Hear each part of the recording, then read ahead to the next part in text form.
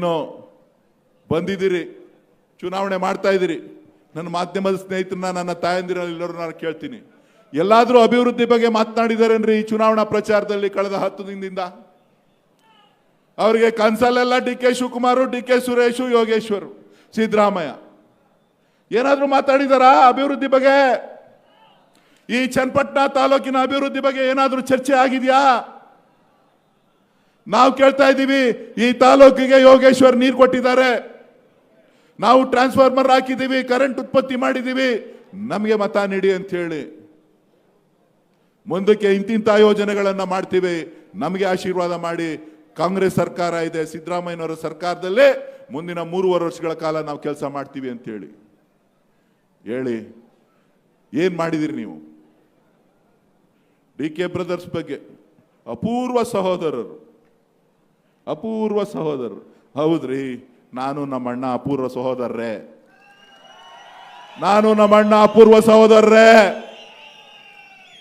ದೇವೇಗೌಡರು ವಂಶಸ್ಥರ ಅಲ್ಲ ಅಣ್ಣ, ದೇವೇಗೌಡರು ವಂಶಸ್ಥರ ಅಲ್ಲ, ಕುಮಾರಸ್ವಾಮಿ ಬ್ರದರ್ಸ್ ತರ ಅಲ್ಲ. ಬೇಕಾದಾಗ ಅಣ್ಣ, ಬೇಡದಿದ್ದಾಗ ತಮ್ಮ ಅಲ್ಲ. ನಾನು ಕಷ್ಟದಲ್ಲಿದ್ದಾಗೂ ನಾನು ಜೊತೆಲಿದ್ದೇನೆ, ಸುಖದಲ್ಲೂ ನಾನು ಜೊತೆಲಿರ್ತೇನೆ, ಸಾಯುವಾಗಲೂ ಒಟ್ಟಿಗೆ ಇರ್ತೇವೆ ಅಂತಕ್ಕಂಥದ್ದನ್ನ ಈ ಸಂದರ್ಭದಲ್ಲಿ ಹೇಳಲಿಕ್ಕೆ ಬಯಸ್ತೇನೆ. ನಿಮ್ ರೀತಿ ನಿಮ್ಮ ಅಣ್ಣ ಕಷ್ಟದಲ್ಲಿದ್ದಾನೆ ಅಂತ ಹೇಳಿದ್ರೆ, ನಿಮ್ಮ ಅಣ್ಣನ ಮೇಲೆ, ಆ ಮಕ್ಕಳ ಮೇಲೆ ಆರೋಪ ಬಂದಿದೆ ಅಂದಿದ ತಕ್ಷಣ ಅವನ್ ಬೇರೆ ನಾನು ಬೇರೆ ಅಂತ ಹೇಳ್ತಕ್ಕಂಥ ನೀಚ ಪ್ರವೃತ್ತಿ ನಂದಲ್ಲ.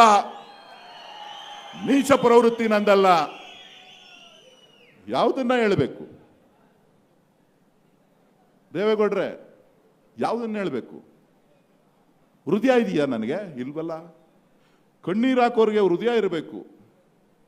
ನಿಮ್ಮ ಹೃದಯ ಯಾವತ್ತು ಕೆಲಸ ಮಾಡಬೇಕಾಗಿತ್ತು ಅಂದ್ರೆ, ಯಾವತ್ತು ನಿಮ್ಮ ಮೊಮ್ಮಕ್ಕಳು ಯಾರು ನಿಮ್ಮನ್ನ ಸಾಕಿ ಸಲ್ಬಿ ರಾಜ್ಯದಲ್ಲಿ, ರಾಷ್ಟ್ರದಲ್ಲಿ ಒಬ್ಬ ಪ್ರಧಾನಮಂತ್ರಿ ದೇವೇಗೌಡ ಮಣ್ಣಿನ ಮಗ ಅಂತೇಳಿ ನಿಮ್ಮನ್ನ ಹೊತ್ಕೊಂಡು ಸಾಕಿ ಬೆಳೆದ್ರೋ, ಇವತ್ತೇನಾರು ನಿಮ್ಮ ಋಣ ಇದೆ ಅಂತ ಹೇಳಿದ್ರೆ ಹಾಸನ ಜಿಲ್ಲೆ ಜನರ ಋಣವನ್ನ ಯಾರು ನಿಮಗೆ ಮಾಡಿದ್ರೋ, ಅವರ ತಾಯಂದಿರ, ಅವರ ಹೆಣ್ಣು ಮಕ್ಕಳ, ಅವರ ಗಂಡು ಮಕ್ಕಳ ಮಾನ ಹರಾಜಾಯ್ತಲ್ಲ, ಅವತ್ತು ನೀವು ಕಣ್ಣೀರು ಹಾಕಿ ಕೇಳಬೇಕಾಗಿತ್ತು, ನನ್ನ ಮಕ್ಕಳು ತಪ್ಪು ಮಾಡಿದ್ದಾರೆ, ನನ್ನನ್ನು ಕ್ಷಮಿಸಿ ಅಂತ ಕೇಳಬೇಕಾಗಿತ್ತು.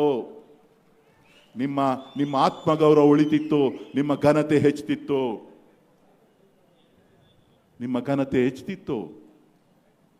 ಯಾರು ನಿಮ್ಮ ಜೊತೆ ರಾಜಕಾರಣವನ್ನ ಮಾಡಿದಂಥವರು?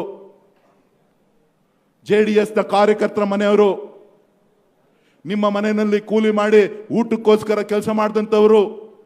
ಅವರ ಮೇಲೆ ಅತ್ಯಾಚಾರ ನಡೆದಿದೆಯಲ್ಲ, ಅಂತ ಸಂದರ್ಭದಲ್ಲಿ ನೀವು ಹೇಳಬೇಕಾಗಿತ್ತು, ನನ್ನ ಮಕ್ಕಳು ಮೊಮ್ಮಕ್ಕಳು ಮಾಡಿದ್ದಾರೆ ತಪ್ಪು, ನನಗೆ ಅವಮಾನ ಆಗ್ತಾ ಇದೆ ಅಂತ ಹೇಳಬೇಕಾಗಿತ್ತು. ಕಾಂಗ್ರೆಸ್ನವರು ನಿಮ್ಮನ್ನ ಕೂಡಾಕ್ಲಿಲ್ಲ, ನಿಮ್ಮ ಮಕ್ಕಳು ಕೂಡಾಕಿದ್ದು, ನಿಮ್ಮ ಮೊಮ್ಮಕ್ಕಳು ಕೂಡಾಕಿದ್ದು ಅನ್ನೋದನ್ನ ಮರಿಬೇಡಿ. 3 ತಿಂಗಳು ನನ್ನನ್ನು ಕೂಡಾಕಿದ್ರು. 3 ತಿಂಗಳು ನಾವು ಕೂಡಾಕಿದ್ವಾ? ಸಿದ್ದರಾಮಯ್ಯನವ್ರು ಕೂಡಾಕಿದ್ರಾ? ಅಥವಾ ಡಿ ಕೆ ಶಿವಕುಮಾರ್ ಅವ್ರು ಕೂಡಾಕಿದ್ರಾ? ಯಾರು ಕೂಡ ಹಾಕಿದ್ರು? ಯಾಕೆ ಎಲ್ಲ ಆರೋಪಗಳನ್ನು ಕಾಂಗ್ರೆಸ್ನವ್ರ ಮೇಲೆ ಹೇಳ್ತೀರಲ್ಲ? ಯಾರಿಗೋಸ್ಕರ ಇವತ್ತು ನೀವು ಬಂದಿದ್ದೀರಿ? ಯಾರಿಗೋಸ್ಕರ ಇವತ್ತು ನೀವು ಮಾಡ್ತಾ ಇದ್ದೀರಿ ಚುನಾವಣೆಯನ್ನ? ಚನ್ನಪಟ್ಟಣದ ಜನರಿಗೋಸ್ಕರ, ಬಡ ಜನರಿಗೋಸ್ಕರನಾ? ಚನ್ನಪಟ್ಟಣದ ರೈತರಿಗೋಸ್ಕರನಾ?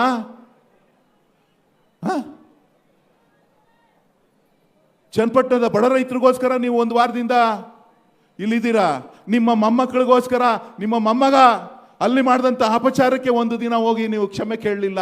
ಇಲ್ಲಿ ಬಂದು 8 ದಿನದಿಂದ ಚುನಾವಣಾ ಪ್ರಚಾರ ಮಾಡ್ತಾ ಇದ್ದೀರಲ್ವಾ? ಇದು ನಿಮ್ಮ ನೈತಿಕತೆ ಇದೆಯಾ? ತೋರಿಸ್ತದ? ಹೇಳಿ. ನೀವು ನನ್ನ ಮೇಲೆ ಆರೋಪ ಮಾಡಿ ಸಂತೋಷ, ನಮ್ಮ ಅಣ್ಣನ ಮೇಲೆ ಆರೋಪ ಮಾಡಿ ಸಂತೋಷ, ಸಿದ್ದರಾಮಯ್ಯನವ್ರ ಮೇಲೆ ಆರೋಪ ಮಾಡಿ ಸಂತೋಷ. ಯಾರು ನಿಮ್ಮ ಜೊತೆ ಇದ್ದಾರೆ? ನಾನು ಯೋಗೇಶ್ನ ಕರ್ಕೊಂಡ? ಸಿದ್ದರಾಮಯ್ಯನವ್ರು ಕರ್ಕೊಂಡ್ರ? ಡಿ ಕೆ ಶಿವಕುಮಾರ್ ಅವ್ರು ಕರ್ಕೊಂಡ್ರ? ಪಟ್ಟಿ ಇದೆ ದೇವೇಗೌಡ್ರೆ, ಕುಮಾರಸ್ವಾಮಿ ಅವರೇ, ಪಟ್ಟಿ ಇದೆ. ಯಾರ್ದು? ನೀವು ಯಾರನ್ನು ಕೂಡ ಈ ರಾಜ್ಯದಲ್ಲಿ ಬೆಳಿಲಿಕ್ಕೆ ಬಿಡ್ಲಿಲ್ಲ. ಯಾರು ನಿಮ್ಮ ಮಕ್ಕಳು ಮೊಮ್ಮಕ್ಕಳನ್ನ ಬಿಟ್ರೆ ಇನ್ಯಾರು ಕೂಡ ನೀವು ಅವ್ರನ್ನ ಸಹಿಸ್ಕೊಳ್ಳೋದಿಲ್ಲ. ಇನ್ನು ಡಿ ಕೆ ಶಿವಕುಮಾರ್ ನನ್ನ ಸಹಿಸ್ಕೋತೀರಾ? ಹಾ, ರಾಮಕೃಷ್ಣ ಹೆಗಡೆ ಅವ್ರು ಬಿಟ್ರಾ ನೀವು? ರಾಮಕೃಷ್ಣ ಹೆಗಡೆ ಅವ್ರು ಬಿಟ್ರಾ? ಜೆ.ಎಚ್. ಪಟೇಲ್ರನ್ನ ಬಿಟ್ರಾ ನೀವು? ಬೊಮ್ಮಾಯಿ ಅವ್ರನ್ನ ಬಿಟ್ರಾ ನೀವು? ಹಾಸನದಲ್ಲಿ ನಿಮ್ಮ ಜೊತೆಲೇ ಇದ್ರಲ್ಲ ಪುಟ್ಟಸ್ವಾಮಿಗೌಡ್ರು, ಶ್ರೇಯಸ್ ಪಟೇಲ್ ಅವ್ರ ತಾತ, ಅವ್ರನ್ನ ಬಿಟ್ರಾ ನೀವು? ನಿಮ್ಮ ಜೊತೆಲೇ ಕಾಲ ಕಳೆದ್ರಲ್ಲ ರಾಜಕಾರಣದಲ್ಲಿ, ಮಂತ್ರಿ ಆಗಿದ್ರಲ್ಲ ವೈ ಕೆ ರಾಮಯ್ಯನವರು, ಅವ್ರನ್ನ ಬಿಟ್ರಾ ನೀವು? ಹಾ, ನಿಮ್ಮ ಜೊತೆಗೆ ಕಾಂಗ್ರೆಸ್ ಅನ್ನ ಬಿಟ್ಟು ನಿಮ್ಮ ಜೊತೆ ಕೈ ಜೋಡಿಸಿದ್ರಲ್ಲ ಮಾದೇಗೌಡರು, ಅವ್ರನ್ನ ಬಿಟ್ರಾ ನೀವು? ನಿಮ್ಮನ್ನೇ ದೇವರು ಅಂತ ಹೇಳಿ ತಿಳ್ಕೊಂಡಿದ್ರಲ್ಲ ರಮೇಶ್ ಕುಮಾರ್ ಅವರು, ಅವ್ರನ್ನ ಬಿಟ್ರಾ ನೀವು?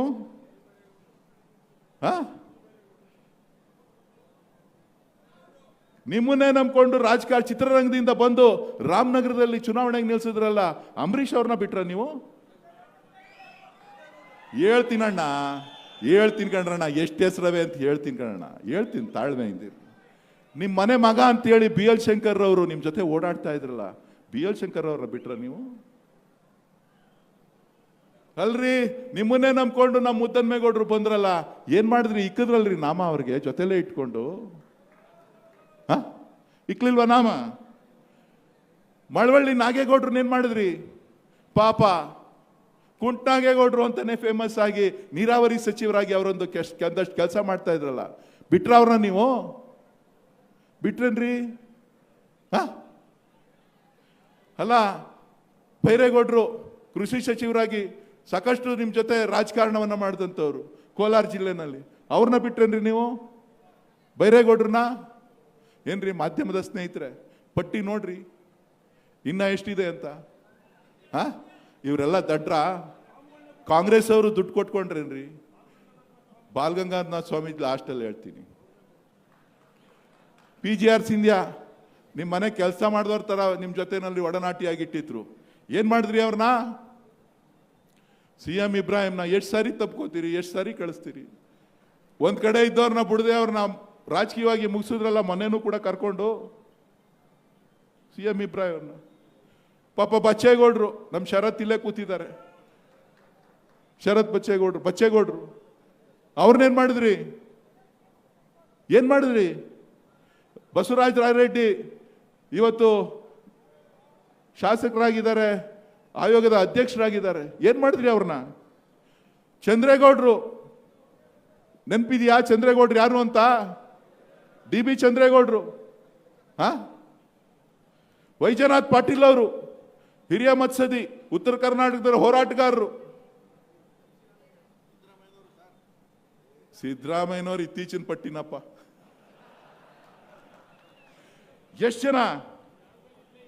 MP ಪ್ರಕಾಶು, ನಾರಾಯಣನವರು, ಸಿದ್ದರಾಮಯ್ಯನವರು. ಇಲ್ಲಿ ನೋಡಿ, ಈಗ ಹೇಳ್ತೀನಿ, ಸಿದ್ದರಾಮಯ್ಯನವರು, ವೆಂಕಟೇಶ್ ಅವರು, ಚಲುರಾಯ ಸ್ವಾಮಿ ಅವರು, ಪುಟ್ಟಣ್ಣವರು, ಜಮೀರ್ ಅವರು, ಬಾಲಣ್ಣವರು, ಯಾರೋ ಶಿವರಾಮೇಗೌಡರು. ರೀ ಸ್ವಾಮಿ, ನಾನು ಯಾಕೆ ಇವ್ರ ಹೆಸರೆಲ್ಲ ಹೇಳ್ತಾ ಇದ್ದೀನಿ ಅಂದ್ರೆ, ವರದೇಗೌಡರು, ಚನ್ನಪಟ್ಟಣದ ಮಾನಸ ಪುತ್ರ ವರದೇಗೌಡರು, ದೇವೇಗೌಡರು ಹೆಸರನ್ನ ಇಡಬೇಕು ಅಂತೇಳಿ ದೇವೇಗೌಡರು ಬ್ಯಾರೇಜ್ ಅಂತ ಹೆಸರಿಟ್ರೆ ಹೊರತು ದೇವೇಗೌಡರು ಕಟ್ಟಿಸಿದ್ರು ಅಂತಲ್ಲ, ಅವರನ್ನೇ ಮರ್ತ್ಬಿಟ್ಟು ಅವ್ರನ್ನೇ ತುಳಿಸಿ ಅವ್ರನ್ನೇ ಸಮಾಧಿ ಮಾಡಿದ್ರಿ. ಯಾಕೆ ಈ ಮಾತು ಹೇಳ್ತಾ ಇದ್ದೀನಿ, ಯಾಕೆ ಇವ್ರನ್ನ ನೆನೆಸ್ಕೋತಾ ಇದ್ದೀನಿ ಅಂತ ಅಂದ್ರೆ, ನಿಮ್ಮ ರಾಜಕಾರಣದ ವ್ಯವಸ್ಥೆನಲ್ಲಿ ಇವರೆಲ್ಲರೂ ಕೂಡ ಒಟ್ಟಿಗೆ ತೆಗೆದುಕೊಂಡು ಹೋಗಿದ್ದಿದ್ರೆ ಬಹುಶಃ ಇವತ್ತು ಒಂದು ಉತ್ತಮವಾದಂಥ ಪ್ರಾದೇಶಿಕ ಪಕ್ಷ ಅಂತ ನೀವೇನು ಕರಿತಾ ಇದ್ರಿ, ಇದನ್ನ ಉಳಿಸ್ಲಿಕ್ಕೆ ಅಳ್ಳಾಡಿಸ್ಲಿಕ್ಕೆ ಯಾರೂ ಸಾಧ್ಯ ಇರಲಿಲ್ಲ. ನೀವೇನ್ ಮಾಡಿದಿರಿ ಗೊತ್ತಾ? ಇವ್ರನ್ನೆಲ್ಲ ಎಲೆಕ್ಷನ್ಗಳಲ್ಲೂ ಯಾರು ಬೆಳಿತಾವನೆ ನನ್ನ ಮಗನ ಮೇಲೆ ಅಂತಿರೋ, ಒಬ್ಬೊಬ್ರಾದ್ಮೇಲೆ ತೆಗಿತಾ ತೆಗಿತಾ ತೆಗಿತಾ ಕೊನೆಗೆ ಬಂದು ಯೋಗೇಶಪ್ಪ ತಗಲಾಕೊಂಡ. ಯೋಗೇಶ ನನ್ನ ಮೇಲೂ ಶಿವಕುಮಾರ್ ಮೇಲೂ ಕೋಪಕ್ಕೆ ಹೋಗಿ ತಪ್ಕೊಂಡಿದ್ದೆ. ನಾನು MP ಆಗಿದ್ದೀನಿ, ಏನಾರ ಮಾಡಿ ತೆಗಿಬೇಕು ಅಂತೇಳಿ ಮಂಜುನಾಥ್ನ ಕರ್ಕೊಂಡ್ಬಂದು MP ಮಾಡಿದ್ರು.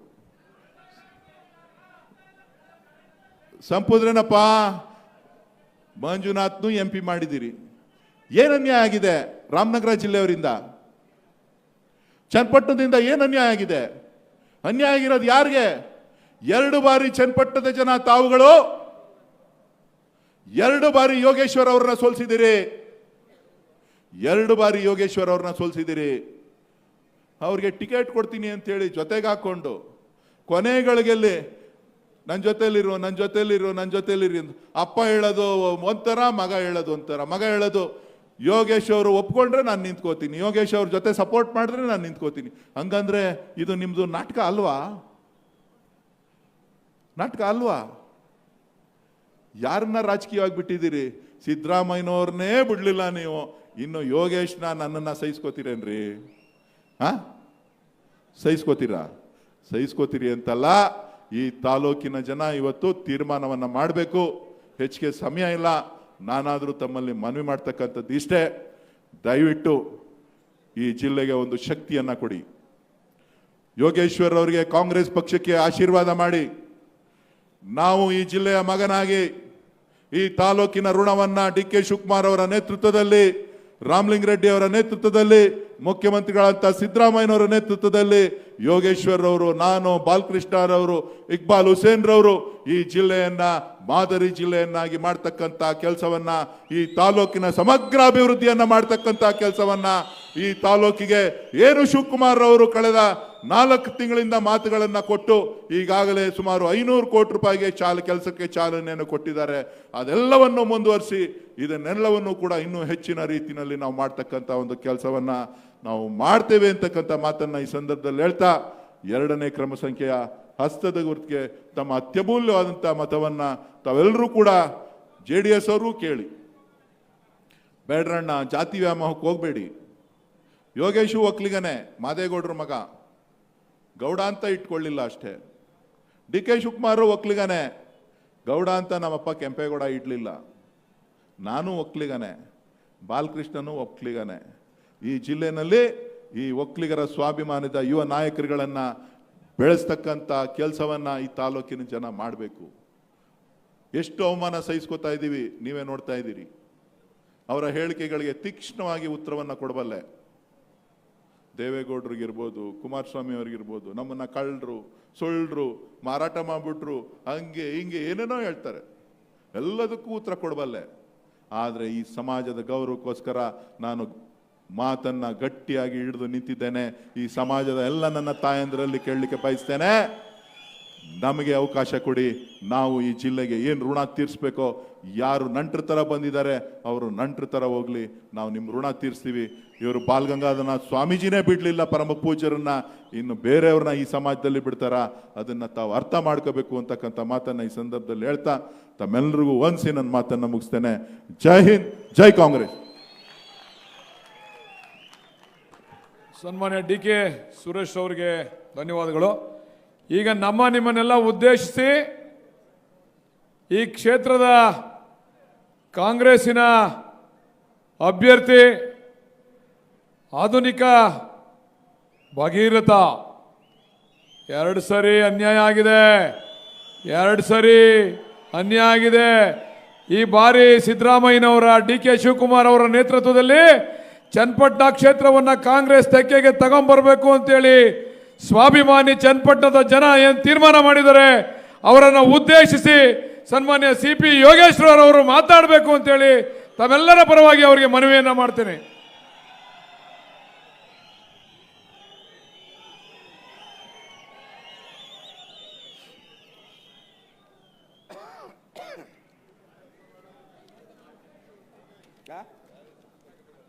ಯಾರಿಲ್ಲ ಸರ್, ಜನರಾಗಿ ಹೇಳ್ಬಿಟ್ಟು.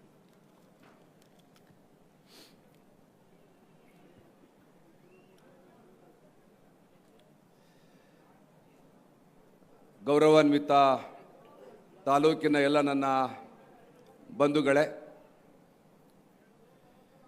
ನಾಳಿದ್ದು ನಡೆಯಲಿರುವ ನನ್ನ ತಾಲೂಕಿನ ಉಪಚುನಾವಣೆಯಲ್ಲಿ ನನ್ನ ಪರವಾಗಿ ಮತ ಕೇಳಲು ಕರ್ನಾಟಕ ರಾಜ್ಯದ ಗೌರವಾನ್ವಿತ ಮುಖ್ಯಮಂತ್ರಿಗಳಾದಂಥ ಸಿದ್ದರಾಮಯ್ಯನವರು, ಅವರ ಜೊತೆಯಲ್ಲಿ ಉಪಮುಖ್ಯಮಂತ್ರಿಗಳು ಈ ಭಾಗದಲ್ಲಿ ಭಾಳ ಮುತುವರ್ಜಿ ವಹಿಸಿ ಸರ್ಕಾರದ ಕೆಲಸ ಕಾರ್ಯಗಳನ್ನು ಮಾಡ್ತಾ ಇರ್ತಕ್ಕಂಥ ಡಿ.ಕೆ. ಶಿವಕುಮಾರ್ ಅವರು, ಅವರ ಜೊತೆ ನನ್ನ ಎಲ್ಲ ಸರ್ಕಾರದ ಸಚಿವರುಗಳು, ಶಾಸಕರು, ಭಾಳಷ್ಟು ಜನ ಪಕ್ಷದ ಮುಖಂಡರುಗಳು, ಪದಾಧಿಕಾರಿಗಳು ಎಲ್ಲ ಬಂದಿದ್ದಾರೆ. ಅವರೆಲ್ಲರಿಗೂ ಕೂಡ ಧನ್ಯವಾದಗಳನ್ನ ಹೇಳ್ತಾ, ಇವತ್ತು ನನ್ನ ಸಾರ್ವಜನಿಕ ಬದುಕಿನಲ್ಲಿ ಬಹಳ ಒಳ್ಳೆಯ ದಿನ ಅಂತ ಅಂದ್ಕೋತೀನಿ. ಸಾವಿರಾರು ಜನ ಊರುಗಳಿಂದ ಇವತ್ತು ಬಂದು ಜಾಗ ಸಿಗ್ತಾ ಇಲ್ಲ, ಎಲ್ಲ ನನಗೆ ಫೋನ್ಗಳು ಬರ್ತಾವೆ, ರಸ್ತೆ ಉದ್ದಕ್ಕೂ ಈ ಕಡೆ ಆ ಕಡೆ 4-5 ಕಿಲೋಮೀಟ್ರ್ ಜಾಮ್ ಆಗಿದೆ ಅಂತೇಳಿ. ನಾವು ಮಳೆ ಬರ್ತಾ ಇತ್ತು, ಜಾಗ ಸರಿಯಾಗಿ ವ್ಯವಸ್ಥೆ ಆಗಿರಲಿಲ್ಲ, ಅಲ್ಲೇ ದೂರ ಆಗುತ್ತೆ, ಟೌನ್ಗೆ ಹತ್ರ ಮಾಡಬೇಕು ಅಂತ ಈ ಜಾಗ ಸೆಲೆಕ್ಟ್ ಮಾಡಿದ್ವಿ. ಇದರ 4ರಷ್ಟು ಜನ ಬಸ್ಸಲ್ಲೇ ಕುಂತಿದ್ದಾರೆ ಅಂತ ಗೊತ್ತು ನನಗೆ. ಆದರೂ ಕೂಡ ಈ ವೇದಿಕೆ ಮುಖಾಂತರ ಒಂದು ಸಂದೇಶವನ್ನು ಕೊಡಬೇಕು, ಈ ತಾಲೂಕಿನಲ್ಲಿ ಬದಲಾವಣೆಯನ್ನು ತರಬೇಕು ಅಂತೇಳಿ ಮಾನ್ಯ ಮುಖ್ಯಮಂತ್ರಿಗಳಲ್ಲಿ ಕೇಳ್ಕೊಳ್ತಾ, ಬಂಧುಗಳೇ, ನಮಗೆ ಬಹಳ ದೊಡ್ಡ ಸಾಂಸ್ಕೃತಿಕ ಹಿನ್ನೆಲೆ ಇದೆ. ಗಂಗಾ ರಾಜರು ಆಳಿದಂಥ ಈ ನಾಡು ಇತ್ತೀಚಿನ ದಿನಗಳಲ್ಲಿ ಪರಮ ಪೂಜ್ಯ ಬಾಲಗಂಗಾಧರನಾಥ ಸ್ವಾಮೀಜಿಯವರನ್ನು ಸ್ಮರಣೆ ಮಾಡಿಕೊಳ್ತಾ ನಮ್ಮ ಸಾರ್ವಜನಿಕ ಬದುಕನ್ನು ನಾನು ಪ್ರಾರಂಭ ಮಾಡಿದೆ. ಬಂಧುಗಳು, ನಿಮ್ಗೆ ಗೊತ್ತಿದೆ, ನಾನು 4-5 ಬಾರಿ ಶಾಸಕನಾದರೂ ಕೂಡ ನನ್ನ ರಾಜಕೀಯ ಬದುಕು ಸ್ಥಿರವಾಗಿ ಒಂದು ಕಡೆ ನೆಲೆ ನಿಲ್ಲಕ್ಕೆ ಆಗಲಿಲ್ಲ. ಅದಕ್ಕೆ ಸಂದರ್ಭ ಸನ್ನಿವೇಶಗಳನ್ನು ನಾನೇನು ದೂರುವುದಿಲ್ಲ. ನನ್ನ ಯಾವುದೇ ರಾಜಕೀಯ ನಿರ್ಣಯಗಳು ಈ ತಾಲೂಕಿನ ಜನರ ಹಿತಕ್ಕಾಗಿ, ನನ್ನ ತಾಲೂಕಿನ ಜನರ ಬದುಕನ್ನು ಕಟ್ಟಲಿಕ್ಕಾಗಿ, ನನ್ನ ಜನರ ಜೀವನವನ್ನು ಉತ್ತಮ ಮಾಡಲಿಕ್ಕಾಗಿ ಅಂತೇಳಿ ನನಗೆ ಹೆಮ್ಮೆ ಇದೆ. ಆದರೆ ಕಳೆದ 6-7 ವರ್ಷಗಳಿಂದ ಸತತವಾಗಿ 2 ಸೋಲು ಮನುಷ್ಯನ ಆತ್ಮವಿಶ್ವಾಸವನ್ನು ಕುಗ್ಗಿಸ್ತದೆ. ಸೋತ್ರೆ ಪರವಾಗಿಲ್ಲ, ಆದರೆ ಯಾವ ಕಾರಣಕ್ಕೆ ಸೋತ್ವಿ ಅಂತ ಯೋಚನೆ ಮಾಡಿದ್ರೆ ನನ್ನ ಆ ಪ್ರಶ್ನೆಗೆ ಉತ್ತರ ಸಿಗುವುದಿಲ್ಲ. ಈ ಕ್ಷೇತ್ರದ 2 ಬಾರಿ ಶಾಸಕರಾದಂಥ ಕುಮಾರಸ್ವಾಮಿಯವರು ಮುಖ್ಯಮಂತ್ರಿನೂ ಆಗಿದ್ದರು. ಆದರೆ ಇವತ್ತು ಕ್ಷೇತ್ರವನ್ನು ಬೇಡ ಅಂತೇಳಿ ತೊರೆದು ಅವರು ಮಂಡ್ಯಕ್ಕೆ ಹೋಗಿದ್ದಾರೆ. ಮತ್ತೆ ಅದೇ ಕ್ಷೇತ್ರಕ್ಕೆ ಅವರ ಮಗನನ್ನು ತಂದು ನನ್ನ ವಿರುದ್ಧ ಚುನಾವಣೆ ನಿಲ್ಲಿಸಿದ್ದಾರೆ. ಬಂಧುಗಳೇ, ನಾನು ಈ ಕುಮಾರಸ್ವಾಮಿ ಕುಟುಂಬಕ್ಕೆ ಏನು ಅನ್ಯಾಯ ಮಾಡಿದ್ದೆ, ನನ್ನ ಮೇಲೆ ಯಾಕೆ ಇವರು ಮುಗಿ ಬೀಳ್ತಾರೆ ಅಂತ ಗೊತ್ತಿಲ್ಲ. ಒಂದು ಸಾರಿ ಅನಿತಾ ಕುಮಾರಸ್ವಾಮಿಯವರು ಬಂದು ನಿಂತ್ಕೋತಾರೆ, ಆಮೇಲೆ ಕುಮಾರಸ್ವಾಮಿಯವರೇ ಬಂದು 2 ಸಾರಿ ನಿಂತ್ಕೋತಾರೆ, ಈಗ ಅವ್ರ ಮಗ ಬಂದು ನಿಂತ್ಕೋತಾನೆ. ಆದರೆ ನಾನು ಎಷ್ಟು ದಿವಸ ಅಂತೇಳಿ ಇವ್ರ ವಿರುದ್ಧ ಹೋರಾಟ ಮಾಡೋದು? ನಿಮಗೆ ಗೊತ್ತು, ಕಳೆದ ಪಾರ್ಲಿಮೆಂಟ್ ಚುನಾವಣೆಯಲ್ಲಿ ನಾನು BJPಯಲ್ಲಿದ್ದೆ, ಅವರು ಜನತಾದಳ, 2 ಸೇರಿ ಪಾರ್ಲಿಮೆಂಟ್ ಚುನಾವಣೆನ ಒಟ್ಟಿಗೆ ಎದುರಿಸಿದ್ವಿ. ನನಗೆ ಅಷ್ಟು ವರ್ಷ ಅವರು ನನ್ನ ರಾಜಕೀಯ ಜೀವನದಲ್ಲಿ ವಿರುದ್ಧನೇ ಇದ್ದರು.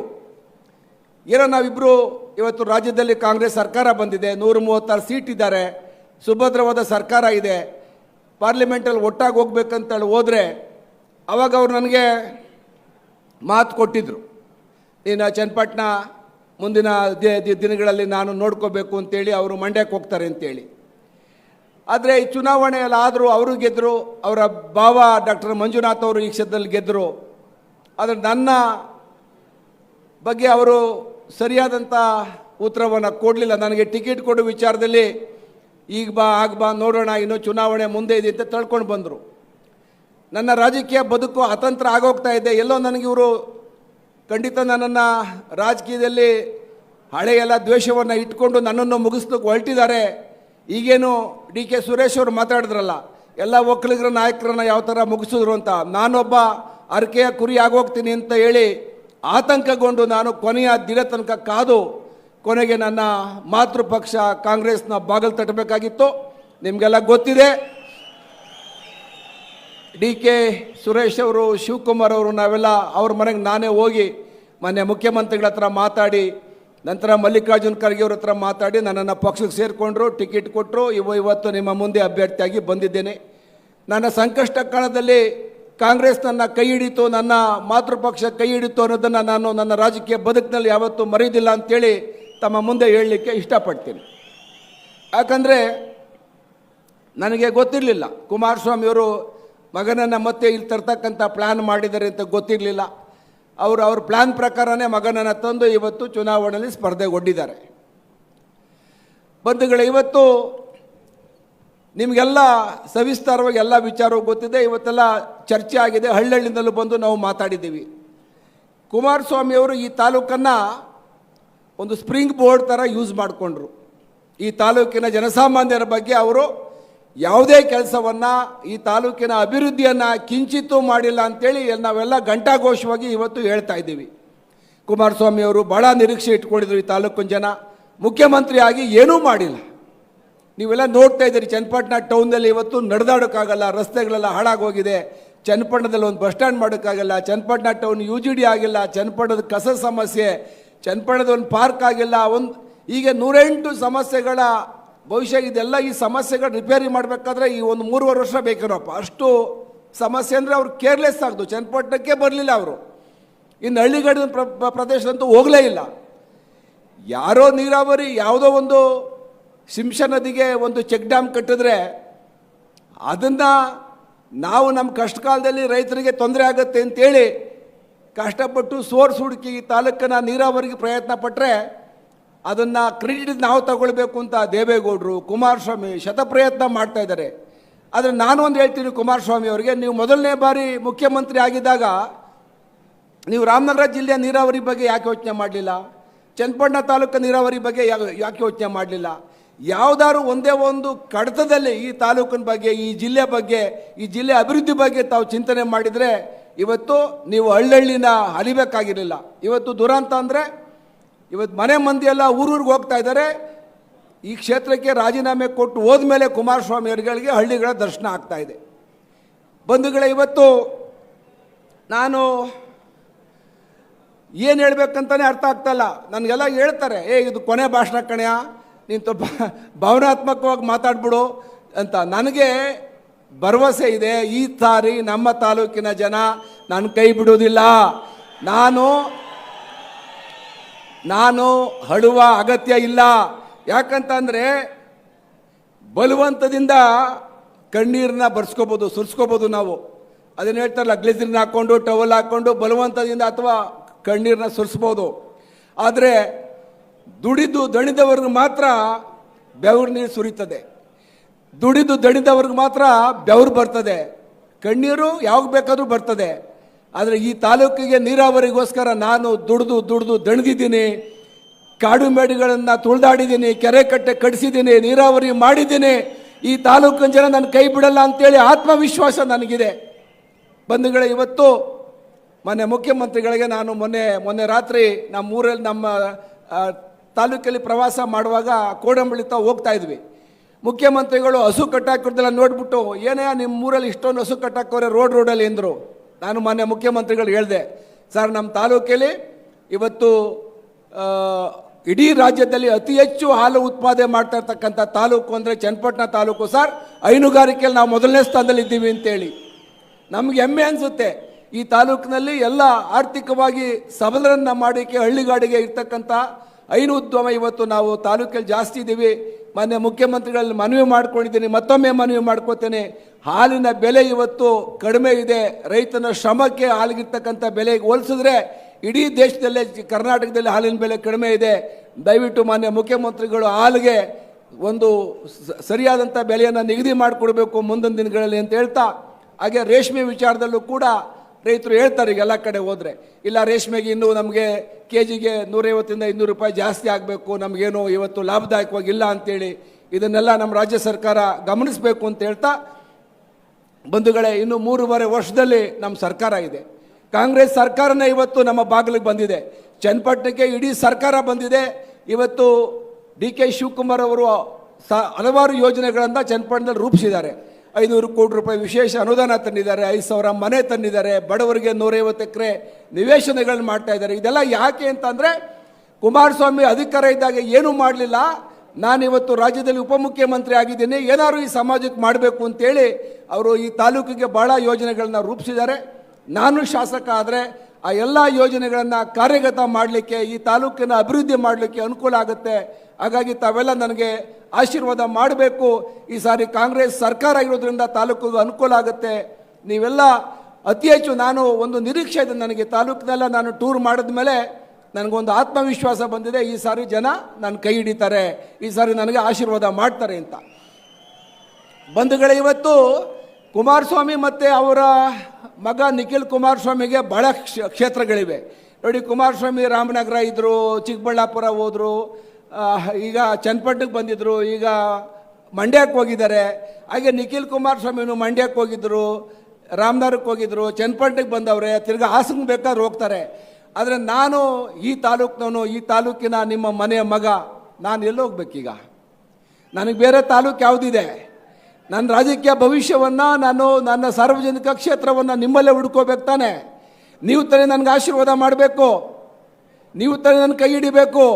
ಇವತ್ತು ಕುಮಾರಸ್ವಾಮಿ ಅವರು ಯಾವ ನೈತಿಕತೆಯಿಂದ ಬಂದು ನಮ್ಮ ತಾಲೂಕಿಗೆ ಓಟ್ ಕೇಳ್ತಾ ಇದ್ದಾರೆ? ಇವತ್ತು ನೀವು ಒಂದು ವಿಡಿಯೋ ನೋಡಿದ್ರಿ, ಕುಮಾರಸ್ವಾಮಿ ಅವರು ಈ ತಾಲೂಕಿನ ಬಗ್ಗೆ ಇರ್ತಕ್ಕಂಥ ಅಭಿಮಾನವನ್ನು. 5 ವರ್ಷ ತಾಲೂಕಿಗೆ ಬರದೇ ಇರ್ತಕ್ಕಂಥ ಕುಮಾರಸ್ವಾಮಿಯವ್ರ ಮೇಲೆ ಯಾವ ನಿರೀಕ್ಷೆಯನ್ನು ನಮ್ಮ ಜನ ಇಟ್ಕೊಂಡಿದ್ರೆ ಹೇಳಿ? ಇವತ್ತು ಈ ತಾಲೂಕು ಇವತ್ತು ಅವರಿಂದ ಭಾಳ ಹಿನ್ನಡೆ ಆಗಿದೆ, ಅಭಿವೃದ್ಧಿನಲ್ಲಿ ಭಾಳ ಹಿಂದಕ್ಕೆ ಹೋಗಿದ್ದೀವಿ. ಕನಕಪುರಕ್ಕೆ ಸುರೇಶ್ ಕಂಪೇರ್ ಮಾಡ್ತಾ ಇರ್ತದೆ. ಕನಕಪುರ ನಮ್ಮ ಯಾವುದು ಹಿಂದುಳಿದ ತಾಲೂಕಂತ ಒಂದು ಅಣೆಪಟ್ಟವನ್ನು ಕಟ್ಕೊಂಡಿತ್ತು ಹಿಂದೆ. ಇವತ್ತು ಕನಕಪುರದ ಅಭಿವೃದ್ಧಿ, ಸಾಕಷ್ಟು ಅಭಿವೃದ್ಧಿ ಮಾಡಿದ್ದಾರೆ. ಇವತ್ತು ಚನ್ನಪಟ್ಟಣ ಆ ಮಟ್ಟಕ್ಕೆ ಹೋಗ್ಬೇಕು ಅಂತಂದರೆ ನಾವು ಸರ್ಕಾರ ಜೊತೆ ಕೈ ಜೋಡಿಸಬೇಕು. ಸರ್ಕಾರ ನಮ್ಮ ಜೊತೆಯಲ್ಲಿದೆ, ನಮಗೊಂದು ಅವಕಾಶ ಸಿಗುತ್ತೆ. ಹಾಗಾಗಿ ದಯವಿಟ್ಟು ನನಗೆ ಆಶೀರ್ವಾದ ಮಾಡಿ ಅಂತೇಳಿ. ನೋಡಿ, ನಾನು ಸ್ವಾರ್ಥಿ ಆಗಿದ್ದೆ, ನಾನು MLC ಇದ್ದೆ. ನನಗಿಂದು 2 ವರ್ಷ MLC ಸ್ಥಾನ ಇತ್ತು, ಅದು ನಾನು ರಾಜೀನಾಮೆ ಕೊಟ್ಟು ಬಂದೆ. ಯಾವ ನಂಬಿಕೆ ಮೇಲೆ ರಾಜೀನಾಮೆ ಕೊಟ್ಟೆ ಅಂದರೆ, ನನ್ನ ಜನ ನನ್ನನ್ನು ಈ ಸಾರಿ ಚುನಾವಣೆಯಲ್ಲಿ ಗೆಲ್ಲಿಸ್ತಾರೆ, ಈ ಜನಗಳ ಮಧ್ಯೆ ನಾನು ಇರಬೇಕು ಅಂತೇಳಿ ನಾನು MLCಗೆ ರಾಜೀನಾಮೆ ಕೊಟ್ಟು ನಿಮ್ಮ ಮುಂದೆ ಚುನಾವಣೆ ನಿಂತ್ಕೊಂಡಿದ್ದೀನಿ. ನನಗೆ ಸ್ವಾರ್ಥನೇ ಇದ್ದಿದ್ರೆ ನಾನು ಆರಾಮಾಗಿ MLC ಆಗಿ ಇರ್ಬೋದಾಗಿತ್ತು. ಆದರೆ ನಿಮ್ಮ ಬಿಟ್ಟು ನಾನು ಬದುಕೋಕೆ ಆಗ್ತಾಯಿಲ್ಲ ಜೀವನದಲ್ಲಿ. ನನಗೆ ಈ ಕಣ್ಣಲ್ಲಿ ನೋಡ್ಕೊಂಡಿರೋಕೆ ಆಗ್ತಾಯಿಲ್ಲ. ಕುಮಾರಸ್ವಾಮಿ ಮಾಡಿರ್ತಕ್ಕಂಥ ಅನ್ಯಾಯವನ್ನು ಹಾಗೆ ಮೌನವಾಗಿ ಹಂಗೆ ಮುಂದುವರ್ಸ್ಕೊಳ್ಳೋಕೆ ಆಗ್ತಾ ಇಲ್ಲ. ಅದನ್ನು ಪ್ರತಿಭಟಿಸಬೇಕು, ಈ ಚುನಾವಣೆಯಲ್ಲಿ ಸೆಣಸಾಡಬೇಕು ಅಂತೇಳಿ ಇವತ್ತು ನಾನು ನಿಮ್ಮ ಮುಂದೆ ಬಂದಿದ್ದೀನಿ ಅಂತ ಹೇಳ್ತಾ, ಬಂಧುಗಳೇ, ತಾಲೂಕಿನಲ್ಲಿ ನಮ್ಮ KSIC ಫ್ಯಾಕ್ಟ್ರಿ ಇದೆ. ನಾವು ಪ್ರಾರಂಭ ಮಾಡಿದ್ವಿ, ಪುನಶ್ಚೇತನ ಮಾಡ್ತಾ ಇದ್ವಿ. ಅದನ್ನು ಇನ್ನೂ ಹೆಚ್ಚಿಗೆ ಮಟ್ಟಕ್ಕೆ ಮಾಡಬೇಕು. ಇವತ್ತು ರೇಷ್ಮೆ ಸೀರೆ KSICದು ಅಂದರೆ ಇಡೀ ಕರ್ನಾಟಕದ ಎಲ್ಲ ಮಹಿಳೆಯರು ಕ್ಯೂನಲ್ಲಿ ಬಂದು ನಿಂತ್ಕೊಂಡು ಸೀರೆಗಳು ಅಂಗಡಿ ಬರುವುದಕ್ಕೆ ಕಾಯ್ತಾ ಇರ್ತಾರೆ. ಹಾಗಾಗಿ ಅದಕ್ಕೆ ಭಾರಿ ಡಿಮ್ಯಾಂಡ್ ಇದೆ ರಾಜ್ಯದಲ್ಲಿ. ಚನ್ನಪಟ್ಟಣದಲ್ಲಿ ಸ್ಥಳ ಇದೆ, ಅವಕಾಶ ಇದೆ, ಮಿಲ್ಲಿನ ಆವರಣ 15-20 ಎಕರೆ ಜಾಗ ಇದೆ. ಅಲ್ಲಿ ಮುಂದಿನ ದಿನಗಳಲ್ಲಿ KSIC ಫ್ಯಾಕ್ಟ್ರಿನ ನಾನು ಸರ್ಕಾರ ಮಾಡಿಕೊಡ್ಬೇಕು ಅನ್ನೋ ಒತ್ತಾಯವನ್ನು ಮಾಡ್ತೀನಿ ಅಂತ ಹೇಳ್ತಾ, ನಾವೆಲ್ಲ ಗಾರ್ಮೆಂಟ್ ಉದ್ಯಮ ನಮ್ಮಲ್ಲೂ ಕೂಡ ಭಾಳ ವಿಸ್ತಾರವಾಗಿ ಬೆಳೀತಾ ಇದೆ. ಅದಕ್ಕೆ ಮೂಲಭೂತ ಸೌಲಭ್ಯಗಳನ್ನ ಮಾಡಿದ್ದೀವಿ. ನನ್ನ ಜೊತೆಲಿ 3-4 ಕಂಪ್ನಿಗಳು ಕೂಡ ಈ ಭಾಗದಲ್ಲಿ ಬಂದಿದೆ. ಒಂದು ಆರ್ಥಿಕವಾಗಿ ಹಿಂದುಳಿದ ಹೆಣ್ಣುಮಕ್ಕಳುಗಳಿಗೆ ಒಂದಷ್ಟು ಅವಕಾಶವನ್ನು ಕಲ್ಪಿಸಿದ್ದೀವಿ. ಮತ್ತು ಹಾಗೆ ನನಗೆ ಇವತ್ತು ಒಂದು ಮಾನಸಿಕವಾಗಿ ಒಂದು ಧೈರ್ಯ ಏನಪ್ಪ ಅಂದರೆ, ತಾಲೂಕಿನಲ್ಲಿ ಗಮನಿಸ್ತಾ ಇದ್ದೀನಿ, JDS ಲೀಡ್ರ್ಗಳು ಅಷ್ಟೊಂದು ಆವೇಶಭರಿತವಾಗಿ JDS ಪರ ಮತ ಕೇಳ್ತಾ ಇಲ್ಲ ಅಂತ ನನ್ನ ಭಾವನೆ. ಯಾಕಂದರೆ ನನ್ನ ಜೊತೆಗೆ ಸಂಪರ್ಕಕ್ಕೆ ಬಂದಿದ್ದವರು ಪಾರ್ಲಿಮೆಂಟ್ ಚುನಾವಣೆಯಲ್ಲಿ. ನಾನು ಭಾಳಷ್ಟು ಜನ JDS ಮುಖಂಡರಿಗೆ ನಾನು ಮಾತಾಡಿದೆ, ನೋಡೋಣ ಕುಮಾರಸ್ವಾಮಿಯವ್ರ ಜೊತೆ ನೀವು ಇದ್ರಿ, ಈಗ ಕುಮಾರಸ್ವಾಮಿಯವರು ನಾನು NDAಯಲ್ಲಿ ಇದ್ದಾಗ ನೀವೆಲ್ಲ ನನ್ನ ಪರ ನನಗೆ ಟಿಕೆಟ್ ಕೊಡಬೇಕು ಅಂತ ಕೇಳಿದ್ರಿ. ಕುಮಾರಸ್ವಾಮಿಯವರು ನನಗೆ ಅನ್ಯಾಯ ಮಾಡಿದ್ರು, ಅವ್ರು ಟಿಕೆಟ್ ಕೊಡಲಿಲ್ಲ, ನೀವೆಲ್ಲ ಆಚೆ ಬಂದು ಮಾತಾಡಿದ್ರಿ. ಇವತ್ತು ಪುನಃ ಯಾವ ರೀತಿ ನೀವು ಕುಮಾರಸ್ವಾಮಿ ಮಗನ ಪರ ಮತ ಕೇಳ್ತೀರಿ ಅಂತೇಳಿ. ಹಾಗಾಗಿ ಅವರು ಕೂಡ ಈ ಒಂದು ಕುಮಾರಸ್ವಾಮಿ ಅವರ ಏನು ಇವರ ನಿಲುವನ್ನು ಅವರು ಕೂಡ ಒಪ್ತಾ ಇಲ್ಲ. ಹಾಗಾಗಿ ಇವತ್ತು ತಾಲೂಕಿನಲ್ಲಿ ಒಟ್ಟಾರೆ ಜನ ಪಕ್ಷಭೇದ ಮರೆತು ನನಗೆ ಆಶೀರ್ವಾದ ಮಾಡ್ತಾರೆ. ಈ ಚುನಾವಣೆಯಲ್ಲಿ ನೀವು ನನ್ನ ಕೈ ಹಿಡಿತೀರಿ ಒಂದು ಆತ್ಮವಿಶ್ವಾಸದಿಂದ ನಾನು ನಿಮ್ಮ ಮುಂದೆ ಮಾತಾಡ್ತಾ, ನಾನು ಭಾಳ ವಿಚಾರ ಏನು ಹೇಳೋದಿಲ್ಲ. ನಮ್ಮೆಲ್ಲ ಹಿರಿಯರಿದ್ದಾರೆ, ಮಾನ್ಯ ಮುಖ್ಯಮಂತ್ರಿಗಳು ಬಂದಿದ್ದಾರೆ, ಶಿವಕುಮಾರ್ ಅವರು ಮಾತಾಡ್ತಾರೆ. ಇದು ಒಬ್ಬ ರಾಜಕೀಯ ಸಾರ್ವಜನಿಕ ಬದುಕಲ್ಲಿ ಇರ್ತಕ್ಕಂಥ ವ್ಯಕ್ತಿಗೆ ಒಂಥರ ಅಗ್ನಿ ಪರೀಕ್ಷೆ. 3ನೇ ಬಾರಿ ಚುನಾವಣೆಯಲ್ಲಿ ನಿಂತ್ಕೊಳ್ಳೋದು, ಸೆಣಸಾಡೋದು ಅಂತ ಅಂದರೆ ಬಹಳ ಹೋರಾಟದ ಚುನಾವಣೆ. ಇವತ್ತು ಮೊದಲನೇ ಬಾರಿಗೆ ಕುಮಾರಸ್ವಾಮಿಯವರು ಬಹಿರಂಗವಾಗಿ ಹಣಕಾಸನ್ನು ಖರ್ಚು ಮಾಡ್ತೀನಿ ಅಂತ ಹೇಳಿಕೆಯನ್ನು ಕೊಟ್ಕೊಂಡು ಇವತ್ತು ಚುನಾವಣೆಗೆ ಇಳಿದಿದ್ದಾರೆ. ಅವರಿಗೆ ಇವತ್ತು ನೈತಿಕವಾಗಿ ಜನಗಳ ಓಟನ್ನು ಕೆಲಸ ಮಾಡಿ ಸಾರ್ವಜನಿಕ ಬದುಕಿನಲ್ಲಿ ದುಡಿದು ಜನಗಳ ಸೇವೆ ಮಾಡಿ ಓಟ್ ಕೇಳ್ತಕ್ಕಂಥ ನೈತಿಕತೆಯನ್ನು ಕಳ್ಕೊಂಡಿದ್ದಾರೆ. ಇವತ್ತು ಅವರು ಹಣಬಲದ ಮೇಲೆ ಚುನಾವಣೆ ಮಾಡಲಿಕ್ಕೆ ಹೊರಟಿದ್ದಾರೆ. ನನಗಿರ್ತಕ್ಕಂಥದ್ದು ಬಲ ನಮ್ಮ ತಾಲೂಕಿನ ಜನ, ನಮ್ಮ ತಾಲೂಕಿನ ಶ್ರೀರಕ್ಷೆ ಏನು ನೀವು ತಾವೆಲ್ಲ ಇಲ್ಲಿ ಬಂದಿದ್ದೀರಿ, ನಿಮ್ಮ ಆಶೀರ್ವಾದವೇ ನನಗೆ ಬಲ.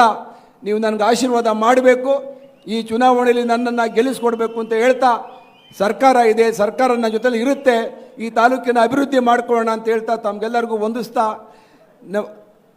ಬಾಲಕೃಷ್ಣ ಮುಗಿಸ್ತೀನಿ ಅಂತಂದು.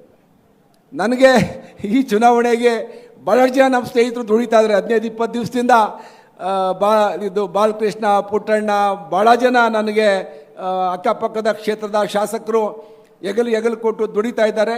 ಅವ್ರಿಗೆಲ್ಲರಿಗೂ ಧನ್ಯವಾದಗಳನ್ನ ಹೇಳ್ತಾ, ನಿಮ್ಮ ಆಶೀರ್ವಾದ ಪ್ರೀತಿ ಇರಲಿ. ನಾಳಿದ್ದು ನಡೀತಕ್ಕಂಥ ಚುನಾವಣೆ ದಯವಿಟ್ಟು ತಾವೆಲ್ಲ ಇಡೀ ಊರಿನಲ್ಲಿ ಅವತ್ತು ರಜಾ ದಿನ ಇರುವುದಿಲ್ಲ. ಸಾರ್ವತ್ರಿಕವಾಗಿ ನಾನು ಇವತ್ತು ಬೆಳಗ್ಗೆ ರೈಲ್ವೆ ಸ್ಟೇಷನ್ಗೆ ಹೋಗಿದ್ದೆ. ಎಲ್ಲ ಕಡೆ ಹಗಲು ರಾತ್ರಿ ಅಂದರೆ ಓಟ್ ಕೇಳ್ತಾ ಇದ್ದೀವಿ. ಕಾಲಾವಕಾಶ ಕಡಿಮೆ ಇರೋದ್ರಿಂದ ಭಾಳ ಕಡೆ ಬರಲಿಕ್ಕಾಗಿಲ್ಲ. ಹಾಗಾಗಿ ತಾವು ಇದನ್ನೆಲ್ಲ ಅರ್ಥ ಮಾಡಿಕೊಂಡು ನನಗೆ ಆಶೀರ್ವಾದ ಮಾಡಿ ಈ ಚುನಾವಣೆಯಲ್ಲಿ ಗೆಲ್ಲಿಸ್ಕೊಡ್ಬೇಕು ಅಂತ ಕೇಳ್ಕೊಳ್ತಾ ತಮಗೆಲ್ಲರಿಗೂ ವಂದಿಸಿ ನನ್ನ ಮಾತನ್ನು ಮುಗಿಸ್ತೀನಿ. ನಮಸ್ಕಾರ. 100ಕ್ಕೆ 100 ಗೆಲ್ಲಿಸ್ತೀರಲ್ಲ? ಸ್ವಾಭಿಮಾನ ಉಳಿಸ್ಕೋತಿರಲ್ಲ ಚನ್ನಪಟ್ಟಣದವರು? ಯೋಗೇಶ್ವರರು ಸ್ವಾಭಿಮಾನದ ಸಂಕೇತ.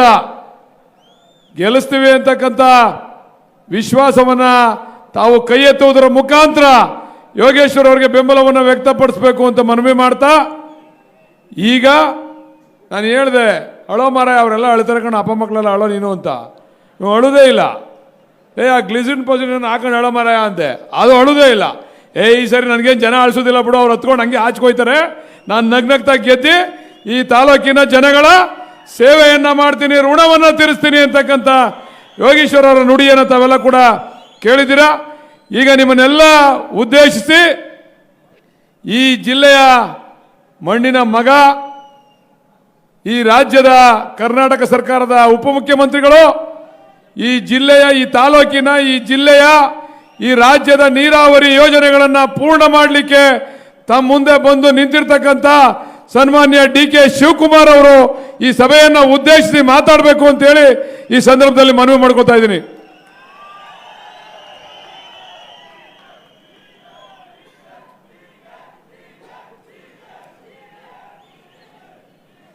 बोलो भारत माता की, कांग्रेस पार्टी की, सोनिया गांधी की, राहुल गांधी की, मल्लिकार्जुन खड़गे की, सिद्धरामಯ್ಯ की. ಆಯ್ತು ಕೂತ್ಕೊಳ್ಳಿ ಬಂಧುಗಳೇ.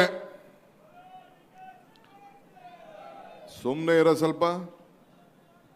ಬಂಧುಗಳೇ, ವೇದಿಕೆಯಲ್ಲಿರುವಂಥ ಎಲ್ಲ ನಮ್ಮ ನಾಯಕರುಗಳೇ, ಗೌರವಾನ್ವಿತ ಮುಖ್ಯಮಂತ್ರಿಗಳಂತ ಸಿದ್ದರಾಮಯ್ಯ ಸಾಹೇಬ್ರೆ,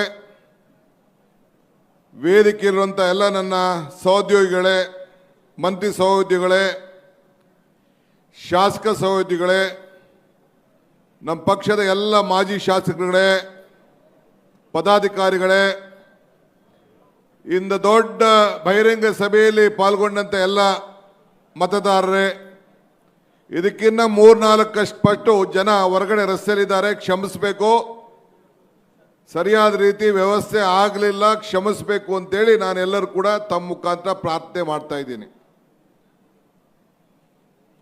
ಬಹಳ ಜನ ಲೀಡರ್ಸ್ ಎಲ್ಲ ಮಾತಾಡಿದ್ದಾರೆ. ನಾನು ದೇವೇಗೌಡರನ್ನಾಗಲಿ ಕುಮಾರಸ್ವಾಮಿಯವರಾಗಲಿ ನನಗೆ ಬೈಲಿಕ್ಕೆ ನಂಗೆ ಇಷ್ಟ ಇಲ್ಲ, ಅವ್ರ ಸುದ್ದಿ ಮಾತಾಡೋಕ್ಕೂ ಇಷ್ಟ ಇಲ್ಲ ನನಗೆ. ಆದರೆ ಕೆಲವು ವಿಚಾರನ ಚರ್ಚೆ ಮಾಡಲಿಕ್ಕೆ ನಾನು ನಿಮ್ಮ ಮುಂದೆ ನಿಂತಿದ್ದೇನೆ. ಇವತ್ತು ಯೋಗೇಶ್ ಅವರು 2 ಬಾರಿ ಸೋತಿದ್ದೇನೆ ಅಂತೇಳಿ ಅವರ ದುಗುಡವನ್ನ ಹೇಳ್ಕೊಂಡ್ರು. ಆ ಸೋಲಿಗೆ ನೀವಲ್ಲ ಕಾರಣ, ಆ ಸೋಲಿಗೆ ಯೋಗೇಶೇ ಕಾರಣ. ನಾನು ಗಿಣಿಗೆ ಹೇಳ್ದಂಗೆ ಹೇಳ್ದೆ ಯೋಗೇಶ್ಗೆ, ಬೇಡ ಕಣಯ್ಯ, ತೆನೆ ಹೊಲದಲ್ಲಿದ್ದರೆ, ಇದು ಕಮಲ ಕೆರೆಯಲ್ಲಿದ್ದರೆ ಚಂದ, ತೆನೆ ಹೊಲದಲ್ಲಿದ್ದರೆ ಚಂದ, ಈ ದಾನ ಧರ್ಮ ಮಾಡುವ ಕೈ ಅಧಿಕಾರದಲ್ಲಿದ್ರೆ ಮಾತ್ರ ಚಂದ ಅಂತ ಹೇಳ್ದೆ ಅವ್ರಿಗೆ. ನನ್ನ ಮಾತು ಕೇಳಿದೆ. ಸುರೇಶ್ ಎಲೆಕ್ಷನ್ ಅಲ್ಲಿ ಪಾರ್ಲಿಮೆಂಟ್ ಸಹಾಯ ಮಾಡ್ದ, ನಮ್ಮ ಜೊತೆ ಸೇರ್ಕೊಂಡ. ಆಗ ನಮ್ಗೇನಾಯ್ತು, ಇವನು ತಿರ್ಗಾ ಕಮಲಕ್ಕೆ ಹೋದ ಅಂತೇಳಿ ನಾವು ನಮ್ಮ ರೇವಣ್ಣನ ನಿಲ್ಲಿಸ್ತೋ. ರೇವಣ್ಣ ನಿಂತಿಲ್ಲ ಅಂದಿದ್ರೆ ಯೋಗೇಶು ಗೆಲ್ತಿದ್ದ. ನಮಗೆ ದಳ ಬಿಜೆಪಿ ಕಡಿಮೆ ಮಾಡಬೇಕಾಯ್ತು. ಕಾಂಗ್ರೆಸ್ ಅಲ್ಲಿ ನಿಂತಿದ್ರೆ ಅವತ್ತೂ ಗೆಲ್ತಿದ್ದ. ಕುಮಾರಸ್ವಾಮಿ ಮತ್ತೆ ಮುಖ್ಯಮಂತ್ರಿ ಆಗ್ಲಿಕ್ಕೆ ಸಾಧ್ಯ ಆಗ್ತಿರ್ಲಿಲ್ಲ. ಈಗ ಹೋದ ಎಲೆಕ್ಷನ್ ಗಿಣಿಗೆ ಹೇಳ್ದಂಗೆ ಹೇಳ್ದು, ನೀನು ಬಿಜೆಪಿ ಬರೋದಿಲ್ಲ, ನೀನು ಬಿಜೆಪಿ ಬರೋದಿಲ್ಲ ಅಂತ. ಈ ನಮ್ಮ ಉದಯನೂ ಗಿಣಿಗೆ ಹೇಳ್ದಂಗೆ ಹೇಳ್ದ, ಬೇಡ ನಾನು ಮಾತಾಡ್ತಿರ್ಲಿಲ್ಲ ಯೋಗೇಶ್ ಹತ್ರ, ಬೇಡ ಕಾಂಗ್ರೆಸ್ ಬಂದ್ಬಿಡು, ಆಗುದಿಲ್ಲ ಅಂತ. ಕೊನೆಗೆ ಲಾಸ್ಟ್ ಟೈಮ್ ಬರಲಿಲ್ಲ, ತಿರ್ಗಾ ನನಗೆ ಕಮಲನೇ ಸರಿ ಅಂತ ಹೋದ, ನಾನು ದೊಡ್ಡ ಲೀಡರ್ ಆಯ್ತೀನಿ ಅಂತ. ಆಗಲಿಲ್ಲ, ಕೊನೆಗೆ ಅಲ್ಲಿಗೆ ಸೋತ. ಈಗ ಅನುಭವಿಸ್ಬೇಕಾಯ್ತು. ಈ ಕೊನೆಗೆ ಮೊನ್ನೆ ಒಂದು ಹೆಣ್ಮಗಳು, ಯಾವ ಊರಲ್ಲಿ ಯೋಗೇಶ್, ನಾಗವಾರದಲ್ಲಿ ಹೆಣ್ಮಗಳು ಯೋಗೇಶನ್ಗೆ ನೀನು ಯಾವ ಕಾರಣಕ್ಕೂ ಕಾಂಗ್ರೆಸ್ ಬಿಟ್ಟು ಹೋಗಂಗಿಲ್ಲ ಇನ್ನ ಮುಂದಕ್ಕೆ ಅಂತೇಳಿ ಯೋಗೇಶ್ಗೆ ಪಾಠ ಹೇಳಿದ್ಲು ಹೆಣ್ಮಗಳು ಧೈರ್ಯವಾಗಿ. ಹಂಗೆ ಈಗ ಯೋಗೇಶ್ಗೆ ಅರ್ಥ ಆಗಿದೆ, ಮರ್ತು ಬಿಡೋಣ, ಈಗ ಹೊಸ ಚರ್ಚೆಗೆ ಹೋಗೋಣ.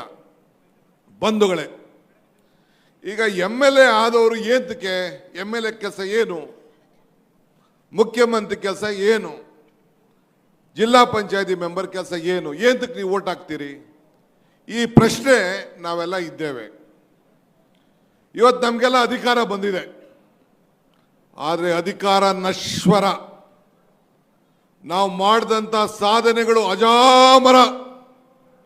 ಏನೇ ಸಾಧನೆ ಮಾಡಲಿ ಕೊನೆಗೆ ಮತದಾರರೇ ಈಶ್ವರ ಅಂತೇಳಿ ನಿಮ್ಮ ಮುಂದೆ ಕೈ ಮುಗಿದು ಕೇಳ್ಕೊಂಡು ನಾವೆಲ್ಲ ಇಲ್ಲಿಗೆ ಬಂದು ನಿಂತಿದ್ದೇವೆ. ದೇವರು ವರನೂ ಕೊಡ್ತಾನೆ, ವರ ಕೊಡೋದಿಲ್ಲ, ಇಲ್ಲ ಶಾಪನೂ ಕೊಡೋದಿಲ್ಲ, ಅವಕಾಶ ಮಾತ್ರ ಕೊಡ್ತಾನೆ.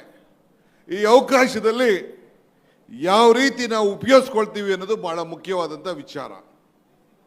ನಾನು ನಿನ್ನೆ ಶಿಗ್ಗಾವಲ್ಲಿ ಕೆಲವು ವಿಚಾರ ಮಾತಾಡಿದೆ. ಇಲ್ಲೂ ಮೊನ್ನೆ ಬಂದಾಗೂ ಕೂಡ ಕೆಲವು ಪ್ರಶ್ನೆಗಳನ್ನು ನಾನು ಕೇಳಿದೆ.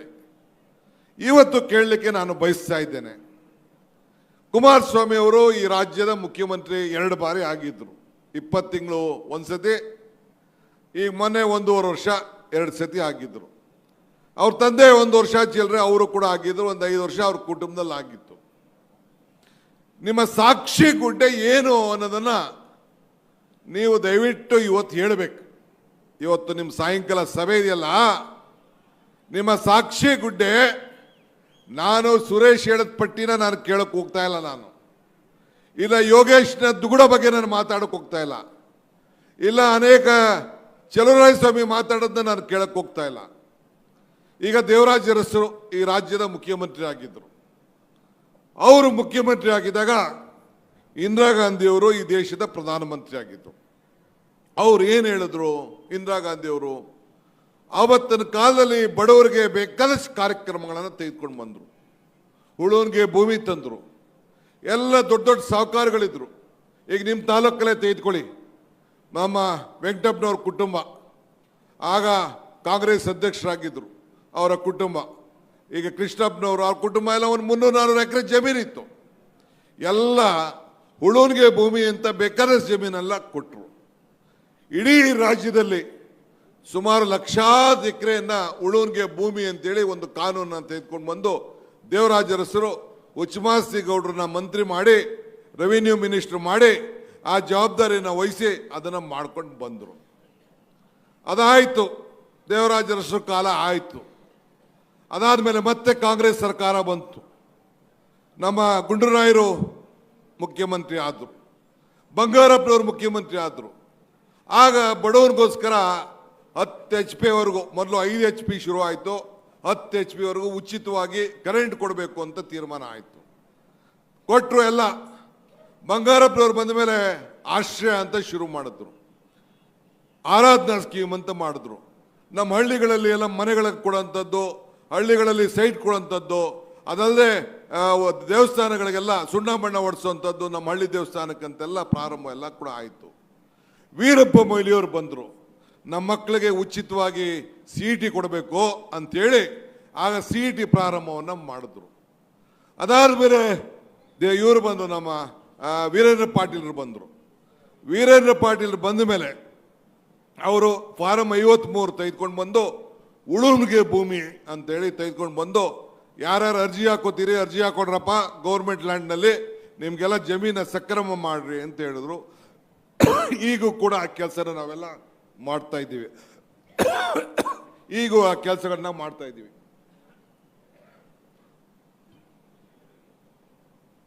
SM ಕೃಷ್ಣರವರು ಬಂದರು. ಅವರು ಬಂದ ಮೇಲೆ ಬೆಂಗಳೂರಿನ ಅಂತಾರಾಷ್ಟ್ರೀಯ ಮಟ್ಟಕ್ಕೆ ತೆಗೆದುಕೊಂಡು ಹೋಗ್ತೀನಿ ಅಂತೇಳಿ IT-BT ಎಲ್ಲ ಹೋಗಿ ಇವತ್ತು ನಮ್ಮ ತಾಲೂಕಲ್ಲಿ, ನಿಮ್ಮ ತಾಲೂಕಲ್ಲಿ, ರಾಮನಗರದಲ್ಲಿ ಒಂದು 50,000 ಜನ ಉದ್ಯೋಗಕ್ಕೋಸ್ಕರ ಬೆಂಗಳೂರಿಗೆ ಹೋಗ್ತಾ ಇದ್ದಾರೆ. ನೀವೆಲ್ಲ ನೋಡ್ತಾ ಇದ್ದೀರಿ. ಆಮೇಲೆ ಬಿಸಿ ಊಟ ತೆಗೆದುಕೊಂಡು ಬಂದರು. ಮಕ್ಕಳಿಗೆಲ್ಲ ವಿದ್ಯಾಭ್ಯಾಸಕ್ಕೋಸ್ಕರ ಬಿಸಿ ಊಟ ತೆಗೆದುಕೊಂಡು ಬಂದರು. ಇನ್ನು ಅನೇಕ ಕಾರ್ಯಕ್ರಮಗಳೆಲ್ಲ ಆ ಕಾಲದಲ್ಲಿ ತೆಗೆದುಕೊಂಡು ಬಂದರು. ಸ್ತ್ರೀ ಶಕ್ತಿ ತೆಗೆದುಕೊಂಡು ಬಂದರು. ಎಲ್ಲ ಹೆಣ್ಣು ಕುಟುಂಬದ ಕಣ್ಣು ಅಂತೇಳಿ ಹೆಣ್ಣು ಮಕ್ಕಳಿಗೆ ಆರ್ಥಿಕವಾದಂಥ ಶಕ್ತಿ ಕೊಡಬೇಕು ಅಂತೇಳಿ ತೆಗೆದುಕೊಂಡು ಬಂದರು. ಅದಾಯಿತು. ಅದಾದಮೇಲೆ ಸಿದ್ದರಾಮಯ್ಯನವರು ಮುಖ್ಯಮಂತ್ರಿ ಆದರು. ಅವ್ರು ಹೇಳಿದ್ರು, ನಾನೊಬ್ಬ ಹಳ್ಳಿಯಿಂದ ಬಂದವನು, 15 ದಿನಕ್ಕೋ ತಿಂಗಳಿಗೋ ನಮ್ಮ ಮನೇಲಿ ಅನ್ನ ಹಾಕ್ತಾ ಇದ್ರು, ನಾನು ಯಾರು ಹಸ್ಕೊಂಡು ಇರಬಾರ್ದು, ಅದಕ್ಕೆ ಅಂತೇಳಿ ಬಸವಣ್ಣ ಹುಟ್ಟಿದಂಥ ದಿನ, ಬಸವ ಜಯಂತಿ ದಿನ ಅಧಿಕಾರ ತೆಗೆದುಕೊಂಡು ಒಂದೇ ಮೊದಲನೇ ಕ್ಯಾಬಿನೆಟಲ್ಲಿ ಅನ್ನಭಾಗ್ಯ ಅಂತ ತೆಗೆದುಕೊಂಡು ಬಂದರು. ಬಿಸಿ ಊಟ ಅನ್ನಭಾಗ್ಯವನ್ನು ಕೊಟ್ಟರು. ಅದಾದಮೇಲೆ 10 ಭಾಗ್ಯಗಳನ್ನು ಕೊಟ್ಟರು. ಆ ಭಾಗ್ಯ ಎಲ್ಲ ಹೇಳ್ತಾರೆ ಅವರು. ಕ್ಷೀರಭಾಗ್ಯ ಅಂತ ಕೊಟ್ಟರು. ಇಲ್ಲಿ ನಮ್ಮ ನಾಗರಾಜ್ ಅಧ್ಯಕ್ಷ ಇದ್ದ, ರಾಮನಗರ್ಗೆ ಬಂದರು. 5 ರೂಪಾಯಿ ಹಾಲ್ಗೆ ಉಚಿತವಾಗಿ ಕೊಡೋದು ಸಬ್ಸಿಡಿ ಅಂತ ತೀರ್ಮಾನ ಮಾಡ್ದು. ಕನಕಪುರದಲ್ಲಿ ಮತ್ತು ಚನ್ನಪಟ್ಟಣ ರಾಮನಗರ ಮಧ್ಯದಲ್ಲಿ KMF ಇಂದ ಈ ಹಾಲು ಸಂಸ್ಕರಣೆ ಕೇಂದ್ರ ಮಾಡ್ದು. ಸುಮಾರು 1,500 ಕೋಟಿ ರೂಪಾಯಿ, 1,100 ಜನ ಕೆಲಸ ಮಾಡ್ತಾ ಇದ್ದಾರೆ. ಅದನ್ನು ನಾವು ಮಾಡ್ದು ಸಿದ್ದರಾಮಯ್ಯನವ್ರ ಕಾಲದಲ್ಲಿ, ರೈತರಿಗೋಸ್ಕರ ಮಾಡ್ದು. ಅದಲ್ಲದೆ ಅನೇಕ ಯೋಜನೆಗಳನ್ನು, ಶಿವಭಾಗ್ಯ, ಕ್ಷೀರಭಾಗ್ಯ, ಎಲ್ಲ ಭಾಗ್ಯಗಳೆಲ್ಲ ತೆಗೆದುಕೊಂಡು ಬಂದರು. ಅದಾಯಿತು. ಮತ್ತೆ ವಿರೋಧ ಪಕ್ಷಕ್ಕೆ ಹೋದ ನಾವು. BJP ಆಪರೇಷನ್ ಲೋಟಸ್ ಬಂತು. ಈ ಮಧ್ಯ ಸಾಲ ಮನ್ನಾ ಕೂಡ ಅವರು ಒಂದಷ್ಟು 50,000 ರೂಪಾಯಿವರೆಗೂ ಸಾಲ ಮನ್ನಾ ಕೂಡ ಮಾಡಿದ್ರು. ಅದಾದಮೇಲೆ ನಾನು ಕಾಂಗ್ರೆಸ್ ಅಧ್ಯಕ್ಷನಾದೆ, ಸಿದ್ದರಾಮಯ್ಯನವರು ವಿರೋಧ ಪಕ್ಷದ ನಾಯಕ ಆದರು. ರಾಹುಲ್ ಗಾಂಧಿಯವರು ಬಂದು ಭಾರತ್ ಜೋಡೋ ಯಾತ್ರೆ ಪ್ರಾರಂಭ ಮಾಡಿದ್ರು. ಆ ಭಾರತ್ ಜೋಡೋ ಯಾತ್ರೆಯಲ್ಲಿ ನೀವೆಲ್ಲ ಬಂದ್ರಿ. ಮೇಕೆದಾಟು ಪಾದಯಾತ್ರೆಗೆ ನೀವೆಲ್ಲ ಬಂದ್ರಿ, ಬಂದು ನೋಡಿದ್ರಿ. ಬಡತನ ಬಗ್ಗೆ, ಬೆಲೆ ಏರಿಕೆ ಬಗ್ಗೆ ಚರ್ಚೆ ಆಯಿತು. ಈ ದೇಶದಲ್ಲಿ ಐಕ್ಯತೆ ಬಗ್ಗೆ ಚರ್ಚೆ ಆಯಿತು. ಜಾತಿ ವಿಭಿನ್ನ ಬಗ್ಗೆ ಚರ್ಚೆ ಆಯಿತು. ಅದಾದಮೇಲೆ ನಿರುದ್ಯೋಗ ಬಗ್ಗೆ ಚರ್ಚೆ ಆಯಿತು. ಬೆಲೆ ಏರಿಕೆ ವಿಪರೀತ ಆಗೋಯ್ತು. ಆದಾಯ ಎಲ್ಲ ಪಾತಾಡ್ಕೊಂಡೋಯ್ತು. ಏನು ಮಾಡಬೇಕು ಅಂತ ಚರ್ಚೆ ಮಾಡ್ದು. ವಿರೋಧ ಪಾರ್ಟಿಲಿ ಇದ್ಕೊಂಡು 5 ಗ್ಯಾರಂಟಿಗಳು ಕೊಡಬೇಕು ಅಂತ ತೀರ್ಮಾನ ಆಯಿತು. 5 ಗ್ಯಾರಂಟಿ. ನಾವು ಮೊದಲನೇ ಗ್ಯಾರಂಟಿ ಕಾಂಗ್ರೆಸ್ನ ನಾಯಕತ್ವ ವಹಿಸಿದಂಥ ಮಹಾತ್ಮ ಗಾಂಧೀಜಿಯವರು ಬೆಳಗಾಮಲ್ಲಿ ಅಧಿವೇಶನ ಮಾಡಿ ಅಧ್ಯಕ್ಷರಾಗಿದ್ದರು. ಆ ಜಾಗಕ್ಕೆ ಹೋದೋ, ಮಲ್ಲಿಕಾರ್ಜುನ್ ಖರ್ಗೆ ಅವರ ಅಧ್ಯಕ್ಷತೆಯಲ್ಲಿ ಸಭೆ ನಡೀತು. ಅಲ್ಲಿ ಹೋಗಿ ಚಿಕ್ಕೋಡಿಯಲ್ಲಿ ತೀರ್ಮಾನ ಮಾಡ್ದು. ಈಗ ನಾವು ಜ್ಯೋತಿ ಹಚ್ಚಿದ್ವಲ್ಲ, ಆ ಜ್ಯೋತಿ ಹಂಗೆ ಪ್ರತಿಯೊಂದು ಮನೆಯಲ್ಲೂ ಕೂಡ 200 ಯೂನಿಟ್ ಉಚಿತವಾಗಿ ವಿದ್ಯುತ್ ಶಕ್ತಿ ಕೊಡಬೇಕು ಅಂತೇಳಿ ತೀರ್ಮಾನ ಮಾಡಿ ವಿದ್ಯುತ್ ಶಕ್ತಿಯ ಗೃಹ ಜ್ಯೋತಿ ಅಂತ ಅನೌನ್ಸ್ ಮಾಡ್ತು. ಎಲ್ಲರಿಗೂ ಫ್ರೀಯಾಗಿ ಕರೆಂಟ್ ಬರ್ತಾ ಇದೆ ತಾನೇ? ಬರ್ತಾ ಇದೆ ಇಲ್ಲಯ್ಯ? ಬರ್ತಾ ಇದೇನ್ರಿ? ಬರ್ತಾ ಇದೆ. ಅದಾದ ಮೇಲೆ ಎರಡನೇದು ಸಿದ್ದರಾಮಯ್ಯನವರು ಹೇಳಿದ್ರು, ನೋಡಪ್ಪ ನಾನು 7 kg ಕೊಡ್ತಿದ್ದೆ, ಯಡಿಯೂರಪ್ಪ 5 kg ಇಳಿಸ್ಬಿಟ್ಟ, ಬೊಮ್ಮಾಯಿ ಇವರಿಬ್ರು ಸೇರಿಕೊಂಡು 10 kg ಅಂತ ಅನೌನ್ಸ್ಮೆಂಟ್ ಮಾಡಿದ್ರು. ಅದು ಅನ್ನಭಾಗ್ಯ 10 kg ಅಂತ ನಾವು ಅನೌನ್ಸ್ಮೆಂಟ್ ಮಾಡಿದ್ವು.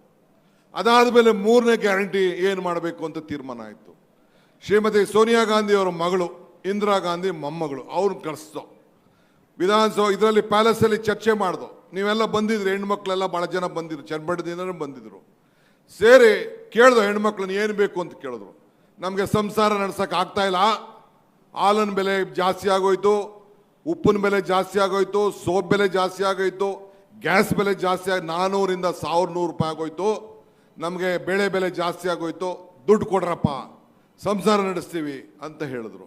ಆಯಿತು ಅಂತ ತೀರ್ಮಾನ ಮಾಡಿ ಗೃಹಲಕ್ಷ್ಮಿ ಅಂತ ಮಾಡಿದ್ರು. 2,000 ರೂಪಾಯಿ ಕೊಡ್ತೀವಿ ಅಂತ ಹೇಳಿದ್ರು. ಆಗ ಪ್ರಿಯಾಂಕಾ ಗಾಂಧಿ ಹೇಳಿದ್ರು, ಡಿ ಕೆ ನೀನು ಸಿದ್ದರಾಮಯ್ಯನವ್ರು ನನ್ನ ಎದುರಿಗೆ ಚೆಕ್ಗೆ ಸೈನ್ ಹಾಕಬೇಕು ಅಂದರು. ಸೊ ಅಲ್ಲೇ ಚೆಕ್ ಸೈನ್ ಹಾಕಿ ನಾವಿಬ್ಬರು ಸೇರಿ ಚೆಕ್ಗೆ ಸೈನ್ ಹಾಕ್ತೋ. 2,000 ರೂಪಾಯಿ ಈಗಾಗಲೇ ಸುಮಾರು ಪ್ರತಿ ತಿಂಗಳು ಲಾಸ್ಟ್ ಅಕ್ಟೋಬರಿಂದ ಇವತ್ತವರೆಗೂ ಎಲ್ಲರಿಗೂ ಕೂಡ 2,000 ರೂಪಾಯಿ ನಿಮ್ಮ ಅಕೌಂಟ್ಗೆ ಬರ್ತಾ ಇದೆಯೋ ಇಲ್ಲೋ ದಯವಿಟ್ಟು ನಿಮ್ಮ ಮನೆಯವ್ರಿಗೆಲ್ಲ ನಿಮ್ಮ ಹೆಂಗಸ್ಗಳಿಗೆ ಬರ್ತಾ ಇದೆಯೋ ಇಲ್ಲ ಹೇಳ್ರಿ ನೀವು. ನಾವು ನಿಮಗೆ ಬೇಕು ಅಂತ ಕೊಡಲಿಲ್ಲ. ನಿಮ್ಗೆ ಕೊಟ್ಟಿದ್ರೆ ನೀವೆಲ್ಲ ವೈನ್ ಶಾಪ್ ಹೋಯ್ತಿದ್ರಿ, ನಮ್ಗೆ ಗೊತ್ತಿತ್ತು. ನಾವು ಅದಕ್ಕೆ ನಾವು ಕೊಡಲಿಲ್ಲ, ಹೆಣ್ಮಕ್ಳಿಗೆ ಕೊಟ್ಟು ಎಲ್ಲರಿಗೂ 2,000 ರೂಪಾಯಿ ಬರ್ತಾ ಇದೆ. ಅದಾದಮೇಲೆ ಶಕ್ತಿ ಯೋಜನೆ ಅಂತೇಳಿ ಹೆಣ್ಮಕ್ಳಿಗೆ ಉಚಿತವಾಗಿ ಬಸ್ಸಲ್ಲಿ ಪ್ರಯಾಣ ಮಾಡೋಂಥ ಒಂದು ಅವಕಾಶನ ಮಾಡಿಕೊಟ್ಟು, ಆ ಯುವಕರಿಗೆ 3,000 ರೂಪಾಯಿ ಕೊಡುವಂಥ ಕಾರ್ಯಕ್ರಮ ಕೊಟ್ಟು. ನಾನು ಕುಮಾರಣ್ಣನ ಕೇಳ್ತಾ ಇದ್ದೀನಿ, ನೀ ನನ್ನ ಬಗ್ಗೆ ಏನು ಬೇಕಾದ್ರೂ ಟೀಕೆ ಮಾಡು, ನಿಮ್ಮಪ್ಪ ಏನು ಬೇಕಾದ್ರೂ ಮಾತಾಡಲಿ, ಇಂಥದ್ದು ಒಂದು ಕಾರ್ಯಕ್ರಮ ಹೇಳಯ್ಯ ನೀನು ಕುಮಾರಸ್ವಾಮಿ. 5 ವರ್ಷ ನಿಮ್ಮ ಕುಟುಂಬದಲ್ಲಿ ಅಧಿಕಾರ ಇತ್ತಲ್ಲ, ಒಬ್ಬ ಬಡವನಿಗೆ ಇಂದಿರಾ ಗಾಂಧಿ ಕೊಟ್ಟಂಗೆ 50 ರೂಪಾಯಿ ಪೆನ್ಷನ್ ಏನಾರು ಕೊಟ್ಟಿದ್ಯೇನ್ರಿ? ಓಲೆ ಕೊರೋನಾದಲ್ಲಿ ಸಾಯ್ತಾ ಇದ್ರಲ್ಲ, ಕೊರೋನಲ್ಲಿ ಡಿ ಕೆ ಸುರೇಶ್ ಮನೆಗೆ ಬಂದು ತರಕಾರಿ ಔಷಧಿ ಹಂಚ್ತಾ, ಹಂಗೆ ನೀ ಏನಾರು ಒಬ್ರಿಗೆ ಏನಾರು ಕೊಟ್ಟೇನಪ್ಪ? ಬನ್ರಿ ಹೇಳ್ರಿ ಯಾರು ಏನ್ರಿ ಕೊರೋನಲ್ಲಿ. ಇನ್ನು ಯಾಕೆ ಬಂದು ಕೇಳ್ತಾ ಇದೆಯಾ ಇಲ್ಲಿ ಓಟು? ಏನಂತ ಕೇಳ್ತಾ ಇದೆಯೇ? ಏನಕ್ಕೆ ಅಂತ ಬಂದು ಕೇಳ್ತಾ ಇದೆಯೇ? ಯಾವುದು ಕೂಡ ಆಗಲಿಲ್ಲ. ಒಂದು ಸಣ್ಣ ಕಾರ್ಯಕ್ರಮ. ಇನ್ನೇಂತಕ್ಕೆ ಬೇಕು ನಿನ್ಗೆ ಎಮ್ ಎಲ್ ಎಗಿರಿ? ಏಂತಕ್ಕೆ ಬೇಕು ನಿನ್ಗೆ ಅಧಿಕಾರ? ಈಗೇನೋ ಫ್ಯಾಕ್ಟ್ರಿ ಮಾಡಿಬಿಟ್ಟಂತೆ. ಫ್ಯಾಕ್ಟ್ರಿನ ಯಾವ ಫ್ಯಾಕ್ಟ್ರಿ ಮಾಡೋದು? ಕೊಡು ಅಣ್ಣ, ಕೇತ್ಕಾನಲ್ಲಿರೋ ಜಮೀನು, ಬಿಡದಿಲಿರೋ ಜಮೀನು ಬರ್ಕೊಡು, 5 ನಿಮಿಷಕ್ಕೆ ಡಬಲ್ ಕೊಡ್ತೀನಿ ರೇಟ್ನ, ಡಬಲ್ ರೇಟ್ ಕೊಡ್ತೀನಿ, ಅಲ್ಲೇ ಫ್ಯಾಕ್ಟ್ರಿ ಮಾಡ್ಕೊಳುವಂತೆ. ಏನು ಬಡವ, ಏನು ನಮ್ಮ ಸ್ಕೂಲು ಮತ್ತೆ ಎಷ್ಟು ಸ್ಕೂಲ್ಗೋಸ್ಕರ ಎಷ್ಟು ದೊಡ್ಡಾಲಹಳ್ಳಿ ಕೆಂಪೇಗೌಡನ ಮಕ್ಕಳು ಬರ್ಕೊಟ್ಟವ್ರೆ ಗೊತ್ತಿದೆಯಾ? ಆ ಮಕ್ಕಳು ಸ್ಕೂಲ್ಗೋಸ್ಕರ 25 ಎಕರೆ ಜಮೀನು ಬರ್ಕೊಟ್ಟಿದ್ದೀವಿ ಬಡವ್ರಿಗೋಸ್ಕರ. 25 ಎಕರೆ ಒಬ್ರು ಕೊಟ್ಟಿಲ್ವಲ್ರಿ? ಯೋಗೇಶು ಸುಮಾರು ನಾನು ನೋಡ್ಕೊಂಡು ಬಂದೆ, ಒಂದು 20 ದೇವಸ್ಥಾನ ಕಟ್ಸೋರು ಇಲ್ಲಿ. ಮಹದೇಶ್ವರನ ದೇವಸ್ಥಾನ ಅಲ್ಲಿ ಹೋದೆ, ನಮ್ಮ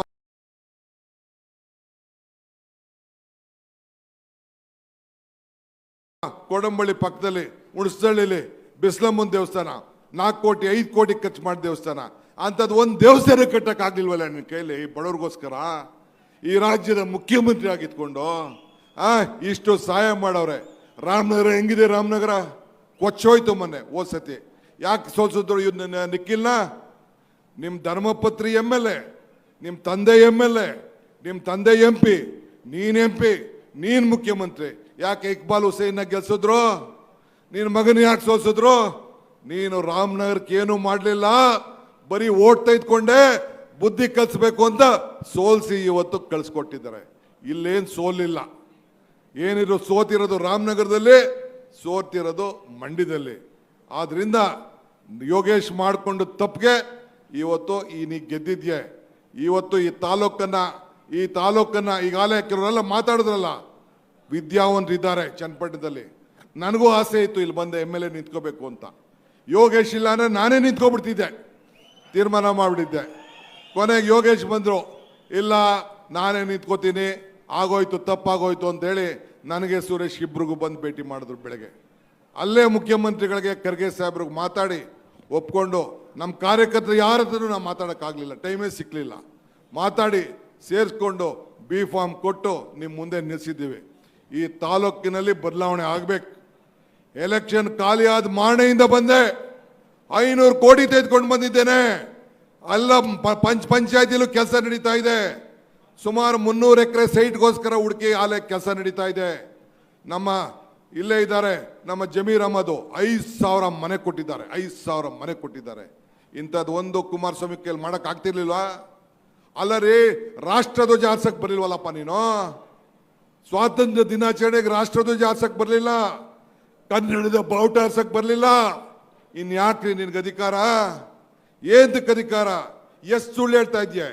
ಎಷ್ಟು ಸುಳ್ಳು ಹೇಳ್ತಾ ಇದೆಯಾ? ಏನ್ ಗೌಡ್ರು, ಅಬ್ಬಾ ಕಣ್ಣೀರ್ ಕಣ್ಣೀರ್ ಕಣ್ಣೀರ್ ಕಣ್ಣೀರ್ ಕಣ್ಣೀರು. ನಾವು ಕಣ್ಣೀರಿಗೆಲ್ಲ ಎದುರೋ ಮಕ್ಕಳಂತೂ ಅಲ್ಲ. ಕಣ್ಣು ಏನು ಲೂಟಿ ಮಾಡ್ಬಿಟ್ಟಿದ್ದಾವೆ. ಏನು ಲೂಟಿ? ನಾನು ಲೂಟಿ ಮಾಡಿದ್ದೀನೇನ್ರಿ? ಸಾತ್ತೂರು ಕ್ಷೇತ್ರದಲ್ಲಿ 4 ಬಾರಿ ಎಲೆಕ್ಷನ್ ಗೆದ್ದಿದ್ನಲ್ಲ, 4 ಬಾರಿ ಗೆದ್ದಿದ್ನಲ್ಲ, ಲೂಟಿ ಮಾಡಿದ್ದೀನೇನ್ರಿ ನೀವು ಸಾತ್ತೂರು ಕ್ಷೇತ್ರದ ಜನತೆ? ಏನು ಬಂಡೆ ಎಲ್ಲ ಹೊಡೆದಾಕ್ಬಿಟ್ಟಂತೆ. ಬಂಡೆನ ಯಾವ ಬಂಡೆ ಹೊಡೆದಾಕ್ದೆ? ಕಲ್ಲು ಪ್ರಕೃತಿ, ಕಡದರೆ ಆಕೃತಿ, ಪೂಜಿಸಿದರೆ ಸಂಸ್ಕೃತಿ. ಜನ ಈ ಡಿ.ಕೆ. ಶಿವಕುಮಾರ್ನ 8ನೇ ಬಾರಿಗೆ 1,23,000 ಅಂತರದಿಂದ ಗೆಲ್ಸಿದ್ರು. ನೀನ್ ಕ್ಯಾಂಡಿಡೇಟ್ಗೆ ಡಿಪಾಸಿಟ್ ತೆಗೆದ್ರು. ನೀನ್ ಕೈಲಿ ಒಂದು ಬಸ್ ಸ್ಟ್ಯಾಂಡ್ ಮಾಡೋಕ್ಕಾಗ್ಲಿಲ್ವಲ್ಲ ಮುಖ್ಯಮಂತ್ರಿ ಆಗಿತ್ಕೊಂಡು? ಇನ್ನ 3 ವರ್ಷ ಆಗಿದೆ ನಮ್ಮ ಸರ್ಕಾರ.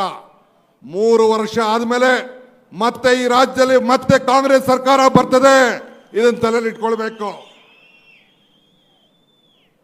ಇಟ್ಕೊಳ್ಬೇಕು. ಆದ್ರಿಂದ ನಾನು ಹೇಳೋದಿಷ್ಟೇ, ತಮ್ಮ ಸೇವೆಗೆ ನಾವು ಬದ್ಧವಾಗಿದ್ದೇವೆ. ಇಷ್ಟು ಜನ MLAಗಳು ಬಂದಿದ್ದಾರೆ, ಇಷ್ಟು ಜನ ಮಂತ್ರಿಗಳು ಬಂದಿದ್ದಾರೆ. ನಾವೆಲ್ಲ ಬಂದಿರೋದು ನಿಮ್ಮ ಕೈ ಬಲಪಡಿಸ್ಬೇಕು, ನಿಮ್ಮಲ್ಲಿ ಅಭಿವೃದ್ಧಿ ಆಗ್ಬೇಕು, ನಿಮ್ಮಲ್ಲಿ ಬದಲಾವಣೆ ಆಗ್ಬೇಕು, ನಿಮ್ಮ ಋಣ ತೀರಿಸ್ಬೇಕು ಅಂತೇಳಿ ಇಡೀ ಸರ್ಕಾರನೇ ಯೋಗೇಶ್ ಪರವಾಗಿ ನಿಂತ್ಕೊಳ್ತೇವೆ, ಜನರ ಪರವಾಗಿ ನಿಂತ್ಕೊಳ್ತೇವೆ. ಇವತ್ತು ನಿನ್ನ ದುಡ್ಡು ಏನು ನಡೀದಿಲ್ಲ. ನೀನು ದುಡ್ಡು ಸ್ಟೀಲ್ ದುಡ್ಡು ತಂದಿದ್ಯೋ, ಯಾವ ದುಡ್ಡು ತಗೊಂಡು ಬಂದಿದ್ಯೋ, ಮೈನಿಂಗ್ ದುಡ್ಡು ತಂದಿದ್ಯೋ, ಯಾವ ದುಡ್ಡು ತಂದಿದ್ಯೋ, ಈ ಚನ್ನಪಟ್ಟಣದ ಮುಂದೆ ನಿನ್ನ ದುಡ್ಡು ನಡೀದಿಲ್ಲ. ಏನಿರೋ ದುಡ್ಡು ಇಸ್ಕೋತಾರೆ, ಓಟ್ ಮಾತ್ರ ಯಾರಿಗೆ? ನೋಡು, ನಾನು ಕೇಳಲಿಲ್ಲ, ನನಗೆ ಕೇಳಲಿಲ್ಲ. ಓಟ್ ದುಡ್ಡು ಯಾರ್ದು? ನೋಟ್ ಯಾರ್ದು? ಓಟ್ ಮಾತ್ರ. ಆದ್ರಿಂದ ಈ ಯೋಗೇಶ್ ಅವರ ಈ ಹಸ್ತಕ್ಕೆ ಓಟು, ಈ ಹಸ್ತ ಪರ್ಮನೆಂಟ್ ಆಗಿ ಚನ್ನಪಟ್ಟಣದಲ್ಲಿ ತಲೆ ಕೆಡ್ಸ್ಕೊಬಿಡಿ ನೀವು. ಸೊ ಹಂಗೆ ಬಹಳ ಜನ ಇವತ್ತು ಈ ಆಲೆ ಕುಮಾರ್ ನಮ್ಮ ಸುರೇಶ್ ಹೇಳ್ತಾ ಇದ್ರು, ಯಾರ ಲೀಡರ್ಗಳು ಯಾರನ್ನ ಏನೇನು ಮಾಡಿದ್ರು ಅಂತ. ನನಗೇನು ತೊಂದರೆ ಇಲ್ಲ ಅಂತ. ಇನ್ನ 100 ಜನ ಲೀಡರ್ ಬಂದ್ರು ಕೊಡಬಾರ್ದು, ಕಿರ್ಕೊಳಕ್ ಕೊಟ್ರು ತಡ್ಕೊಳ್ಳೋಷ್ಟು ಶಕ್ತಿ ಇದೆ. ನಾ ಜೈಲು ಬಿಜೆಪಿ ಅವರಿಂದ ನೋಡಿದ್ದೀನಿ, ನಿನ್ನಿಂದನೂ ಏನೇನು ಅನುಭವಿಸಿದ್ದೀನಿ. ಆದರೆ ಈ ಡಿ.ಕೆ. ಶಿವಕುಮಾರ್ ಮಾತ್ರ ಈ ಬಂಡೆ ಜಗ್ಗೋ ಮಗ ಅಲ್ಲ ಅನ್ನೋ ಮಾತನ್ನ ಈ ಸಂದರ್ಭದಲ್ಲಿ ಹೇಳಿ, ನೀವೆಲ್ಲ ಯೋಗೇಶ್ರಿಗೆಲ್ಲ ಓಟ್ ಹಾಕ್ತಾ ಇರೋದು ಮಲ್ಲಿಕಾರ್ಜುನ್ ಖರ್ಗೆಗೆ, ಸಿದ್ದರಾಮಯ್ಯಂಗೆ, ಡಿ.ಕೆ. ಸುರೇಶ್ಗೆ, ಡಿ.ಕೆ. ಶಿವಕುಮಾರ್ಗೆ, ಈ ಸರ್ಕಾರಕ್ಕೆ ನಿಮ್ಮ ಹಸ್ತಕ್ಕೆ ಓಟು ಅನ್ನೋ ಮಾತನ್ನ ಹೇಳಿ ನನ್ನ ಮಾತನ್ನು ಮುಗಿಸ್ತೇನೆ. ಜೈ ಹಿಂದ್, ಜೈ ಕರ್ನಾಟಕ. ಇನ್ನೊಂದು ಹೇಳ್ತಾ ಇದ್ರು ಪ್ರಜ್ವಲ್ ರೇವಣ್ಣನ ವಿಚಾರ. ನಾನು ಏನು ಮಾತಾಡೋದಿಲ್ಲ. ಈಗ ಬಂತು ಮೆಸೇಜು, ಸುಪ್ರೀಂ ಕೋರ್ಟ್ ಹೇಳ್ಬಿಟ್ರಂತೆ, ಅಣ್ಣ ನೀನು ಅಲ್ಲೇ ಇರು, ನೀನು ಜೈಲಲ್ಲೇ ಇರು, ನೀನು ಈಚೆಗೆ ಬರಕ್ಕೆ ಹೋಗ್ಬೇಡ ಅಂತ ಮೆಸೇಜ್ ಬಂತು.